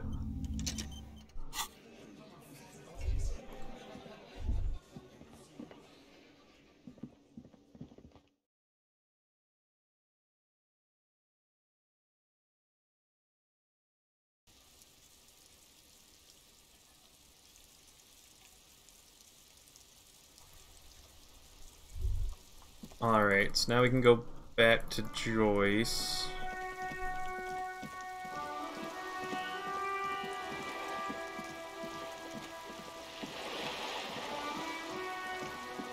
Yeah, I want my city magic. Dude, like, my character was literally, like, astral projecting the, like, underground road system as he was looking at the maps, and, like, seeing people and things move. It's just, like... It's just what? It's just actual magic? Sure. I also want to explore this whole area before the day's over.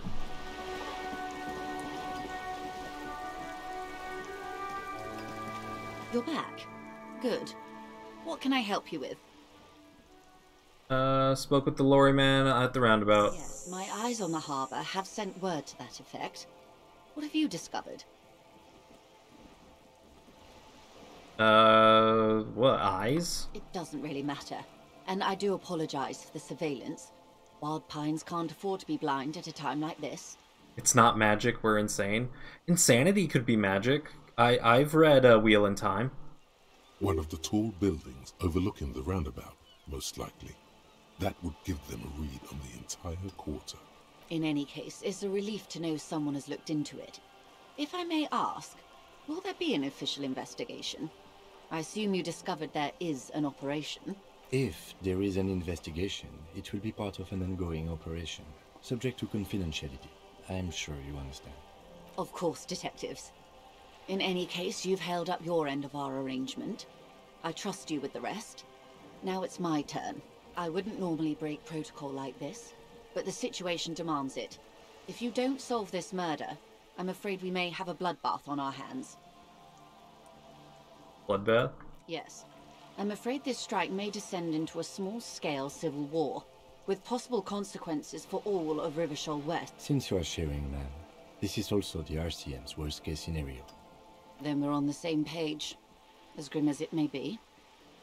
Now tell me again how the lynching and the strike are connected. I have an indirect role to play, I'm sad to say. My employer experienced a momentary lapse of faith in me. In that moment, they elected to deploy a private military contractor as an insurance measure. They called it my security detail. Momentary lapse of faith? They were dispatched after I relayed the union's initial offer. Every worker... A member of the board. I tried to convince my employer it was simply a piece of rhetoric, or a joke. They did not appreciate the humor. You need security? Absolutely not. These mercenaries are muscle, pure and simple. They are meant to intimidate the Union into surrendering. Who are they, exactly? Crenell, an Oranese military company. As far as I know, 3 arrived in Martinez. They report to me sporadically, but they do not answer to me. To be frank, our relationship is deteriorating. They wear ceramic armor, have semi-automatic weapons, and years of combat experience. They also have trauma and stressor disorder, and no idea how to conduct themselves in an urban civilian environment. So, what happened? The story is, one of them, the Colonel, I don't know his real name, sexually assaulted a local woman while he was drunk and separated from his unit. This allowed some of the more militant Union members to subdue him. He was taken out behind the whirling in rags and lynched last Sunday night. Nothing. Mr. Clare refuses to let me into the harbour. I have not been able to discuss this matter with anyone there. The remaining 2 Crenell contractors carry out their orders, for now. For now? It's a smokescreen.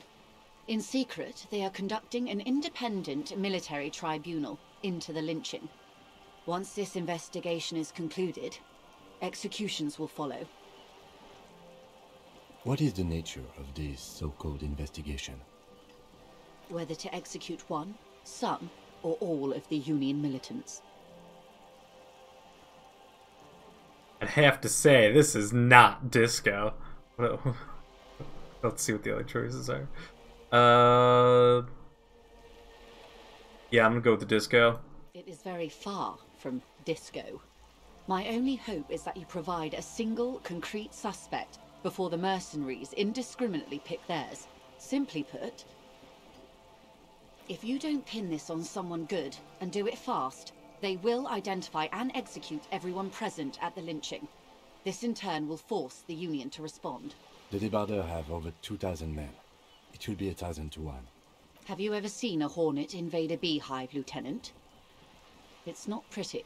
The Serai's giant hornet, the world's second largest insect, can kill 40 honeybees a minute, while a group of 30 can decimate an entire hive of 20,000 bees in less than 4 hours.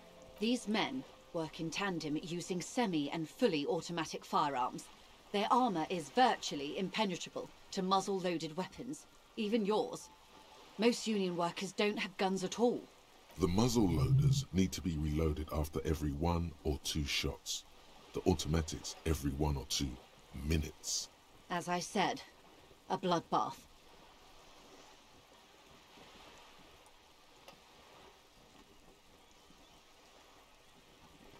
This is a pretty bleak bullshit you're saying here.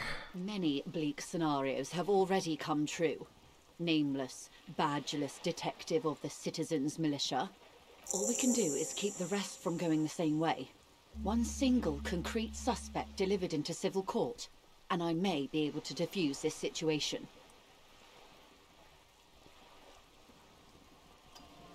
Yeah, it's been a while since we talked about murder hornets. I haven't even seen anything in the news. I remember when I was taking some classes, there was I think I did a whole paper on murder hornets for one of them.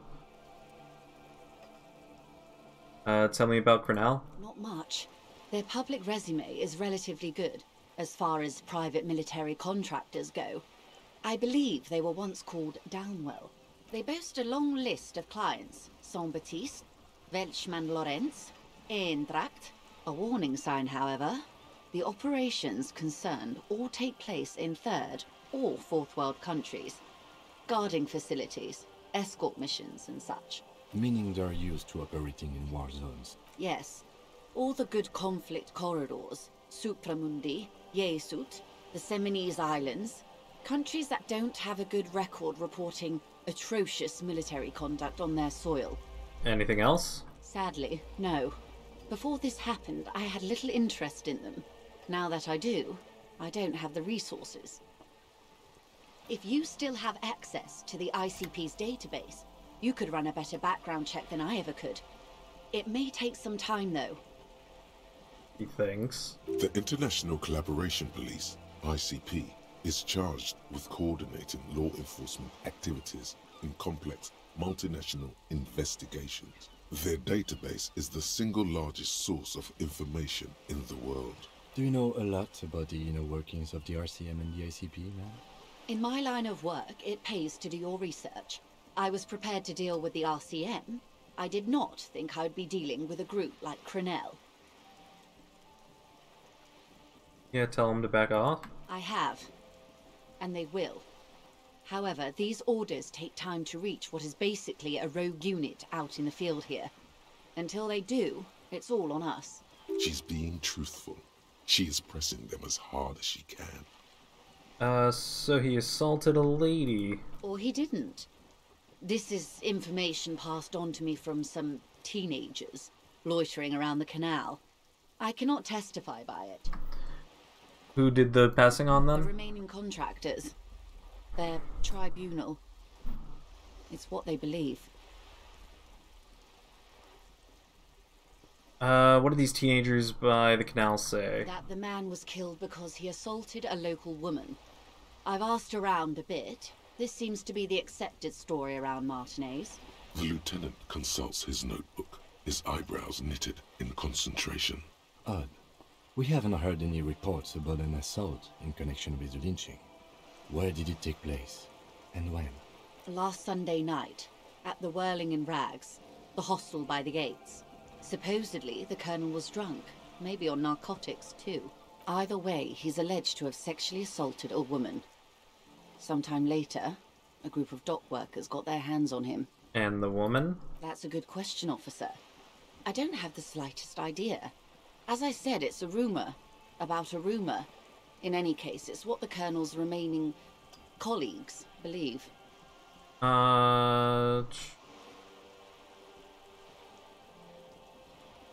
Did you know the guy? If you mean did I see him alive? Yes. But I did not know him.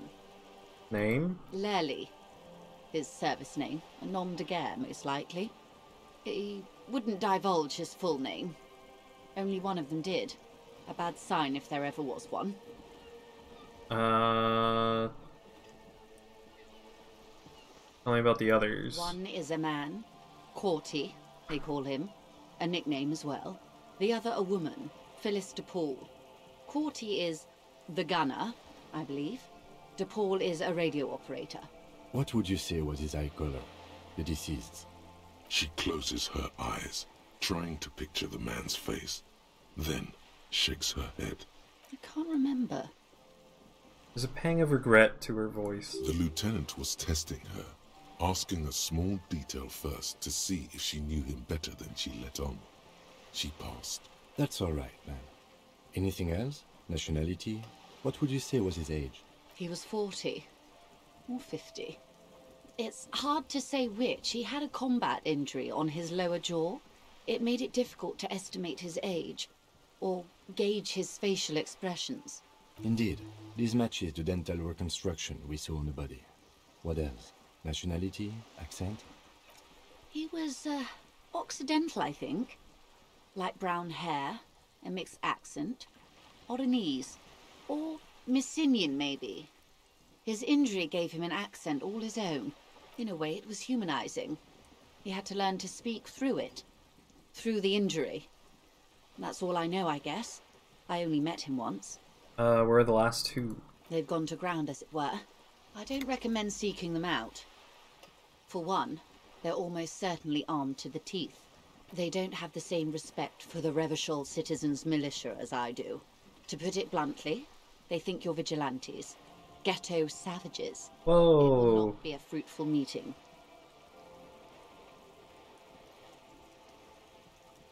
Alright, we still need to know where they are. You're likely to run into them eventually. When that happens, I'll be in a better position to mediate if I don't appear involved. Where are they? This is so embarrassing. You have no idea. There's something wrong with your brain. Luckily, the lieutenant still has his. I just literally failed like a 92. Dude, I suck at this game's dice rolls. Ma'am, with all due respect, I've been around Martinez, and there's a giant hulk of a man in ill-fitting clothes at the harbor gates. Mr. Right to Work. His heart really isn't in it. Not a terribly good actor, that one. Still. And the other one, the Pole, must be in one of the 4-story buildings overlooking the roundabout. She was reporting back to you while we were canvassing the lorry drivers. That would afford a good vantage point. Still, I hope you heed my advice. There's no need to kick the hornet's nest. How much time? Until the executions start? Truthfully, I don't know. It depends on their progress identifying the members of the lynch mob, and their impatience. Dude, my rolls are so shit in this game, it's crazy. Like, I do not get successful rolls that often, even on things I have high percentages on. They don't report their progress to you? Not on this matter. I'm afraid they consider this a personal initiative. It's a matter of days, not weeks. Alright. I am sorry to have been the bearer of bad news. If there is anything else I can help you with, please ask. Tell me about the tattoos. She reaches for the photo, takes it, then holds it in her hand. For about half a minute, in silence. It was taken with a Trigat not long ago. This is the man's upper body. There were no more markings on his hands or legs. Observe. Her mouth is relaxed. The accordion lines near her mouth vanish. The pearls of her eyes move slowly on the photo's surface. Sorry. I was trying to see if I can read the web of interdependencies between these points. The stars. I can't. But that's how you read this story. The points themselves don't have letters, numbers, anything. Their size, location on the body, and distance from each other tells you what they represent. Micro somethings? Close. Port cities. This is an Oronese map of the waterways, a sailor's tattoo worn by wayfarers of the Dolorian century. Over 300 years ago, the sailors would mark their bodies to map their travels. Who could tell me more? His platoon members? The other contractors. Though I do not suggest you go and show them that picture. This man was their friend and comrade. Surely there are other people to ask about the tattoo. This is not necessary to complete the task, officer. It's a dangerous side task. Search elsewhere. Yeah. I am relieved you think so. I don't think deciphering that tattoo should come before public security. Quite a few. Vredefort, the Oronese capital, traditionally stands on the right shoulder. He started somewhere near here, I think. What next? Then he made his way to the Pretto Grande, through what I think must be the Stutz Canal, an artificial channel through the Occident. From the Pretto, he sailed to the Insulindic Ocean, first the Semines Islands, then this. What's that? Revachol. Those are the two constants. Vredefort on the shoulder, and Revachol in the heart. They started the tradition of these maps right after the discovery of Insulinde, at the dawn of the Interinsulary Age. The old world passing by, and the new world already here. You said you can't read it. I can't. This man was no sailor, and these are no ports. I can understand geographic fragments, but not their meaning. Vredefort? Vredefort has a military academy. The Semines Islands saw a recent conflict. In Revachol, he was executed. That makes sense to me. We have no more use for a map of the waterways, just like we don't need sailors the way we used to. This is what the custom would morph into on the Occident. Mercenary tattoos. For all the boys looking for an adventure, a blood spatter on the seas. That's it, thanks. Is there anything else I can help you with? I talked to the guy. You have? And how did you like Mr. Clare?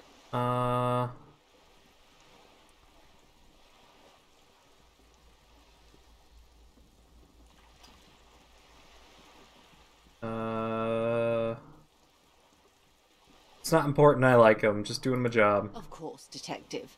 Excuse me for implying otherwise. The RCM does not pick sides in this. I hope it doesn't come off any other way. Of course. And I don't expect you to share anything he told you with me.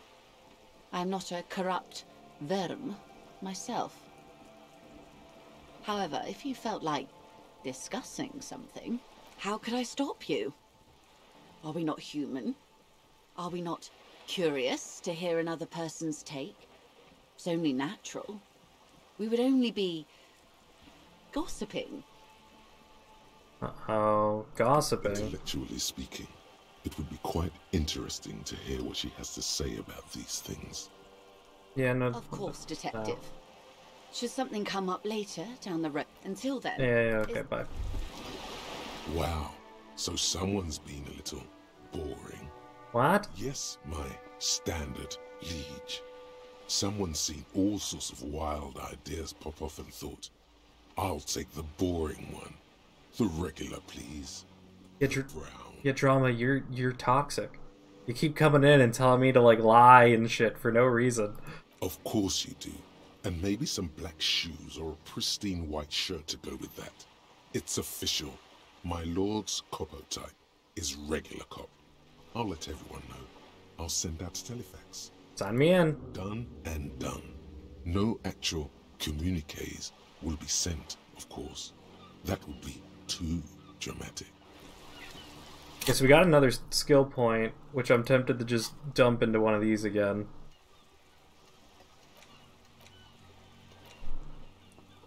I'm gonna. And let's take that one that we just got the regular law official. I'm boring.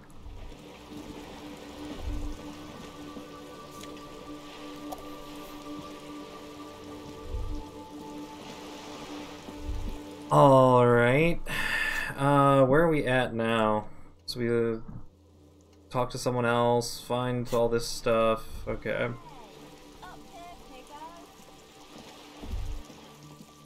What's up? The streets will flow red once more. A great torrent rushing down Rue de Esperance. You wait and see. The girl stares at the sailboat by the pier. The streets will not flow red with anything. Who are you? This seems like one of the racist girls that hang out around him. I'm Cindy the fucking Skull. What else do you want to know? Date of birth, blood type, the last time I was tested for Hep C.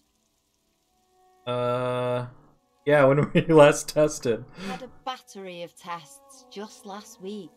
I'm practically a patchwork of interesting critters. Kinda like a man-o'-war. Despite the attitude, she puts the brush aside.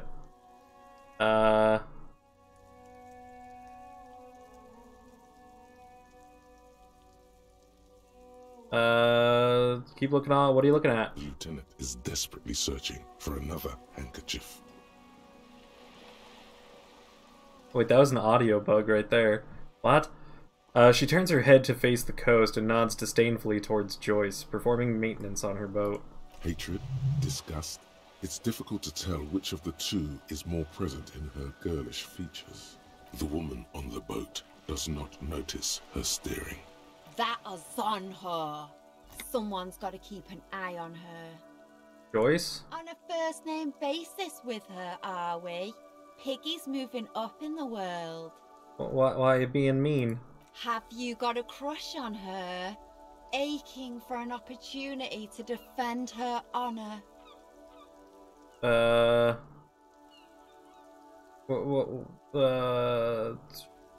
now we know what she's doing, so that makes this a bit pointless. Anything about the recent murder? I ain't no snitch, pigstein. Go forth and forage in someone else's shit. No shortage of squealers in these parts. Actually, there is a shortage of people who talk to us in a normal, calm, informative manner. We weren't put on this earth to make your life pleasant, fucko. Alright. Watch your back, ungulate. You've got eyes on you. What a lovely person. A sturdy metal door guards the southwest entrance to the apartment building. It's locked. The door rattles against your knuckles, but there's no response. The door rattles again, but this time you hear an elderly woman's voice calling out from inside. Stop banging on the door. I'm not letting any more strangers inside. This is the police. The police? Everyone knows the police don't come round here. I'm not joking. No, I already told you. I won't be responsible for any more strangers getting into the building. Go check the backyard door. Maybe someone there will. Backyard door? There must be another entrance to the east. Madame, I assure you, we are real police officers. Is Cindy friends with Kuno? Kuno's too young to be friends with Cindy. Cindy's at that age where you don't have friends. There is no reply. Just... Alright, whatever. Alright, we'll try the backyard door like the old lady said. We didn't knock on it last time, we just left.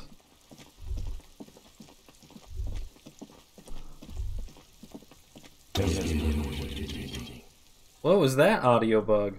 Hey, what's that noise down there? Hello? Can you let me in? You see a young man on a balcony nursing a cigarette. His eyes have been following you for a while. Not looking for any trouble, officer. He says in a quiet voice, despite the cold, his shirt hangs unbuttoned on his frame. No trouble, just want to know what's up. I want to be seen talking to the gendarmerie if that's okay. I just want to finish my cigarette. Don't let him go. This could be your witness. The balcony has a great view of the whole thing. Is it really that important? Like a nervous cat, he keeps stealing looks at the neighboring windows. All right, but make it quick. Once I finish this cigarette, I have to run. Tell me anything about the hanging? I can tell that you finally got him down. Thank you. It was quite a disturbing sight, even by Martinet's standards. What were you doing last Sunday? Oh. You already asked me that, didn't you? Wait, is someone else investigating the lynching? No, not you two. Some more muscular type. And when did you speak to this more muscular gentleman? Lieutenant takes out his little blue notebook and writes something down. Last week? I don't know. Look.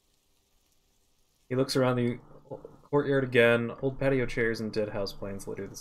He's an actor, declaiming a soliloquy. See how you hang on his every word? You didn't answer the question. What were you doing last Sunday? I had a friend over. Kind of friend. It was my Sunday friend. What's your friend's real name? He doesn't reply, gesturing no with his cigarette. In the neighboring windows, you can see faint reflections of his silhouette, all from different angles. What's your name? My name? My name is Martin Martinez. That's definitely not his real name. That's not your name. No, of course not. Could you please lower your voice?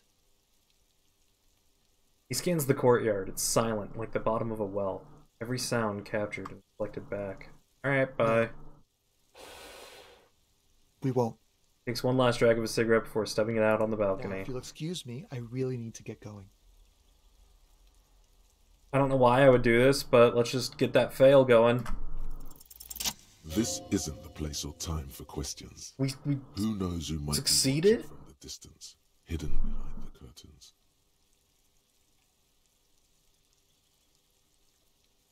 For a moment, the man on the balcony seems almost vulnerable.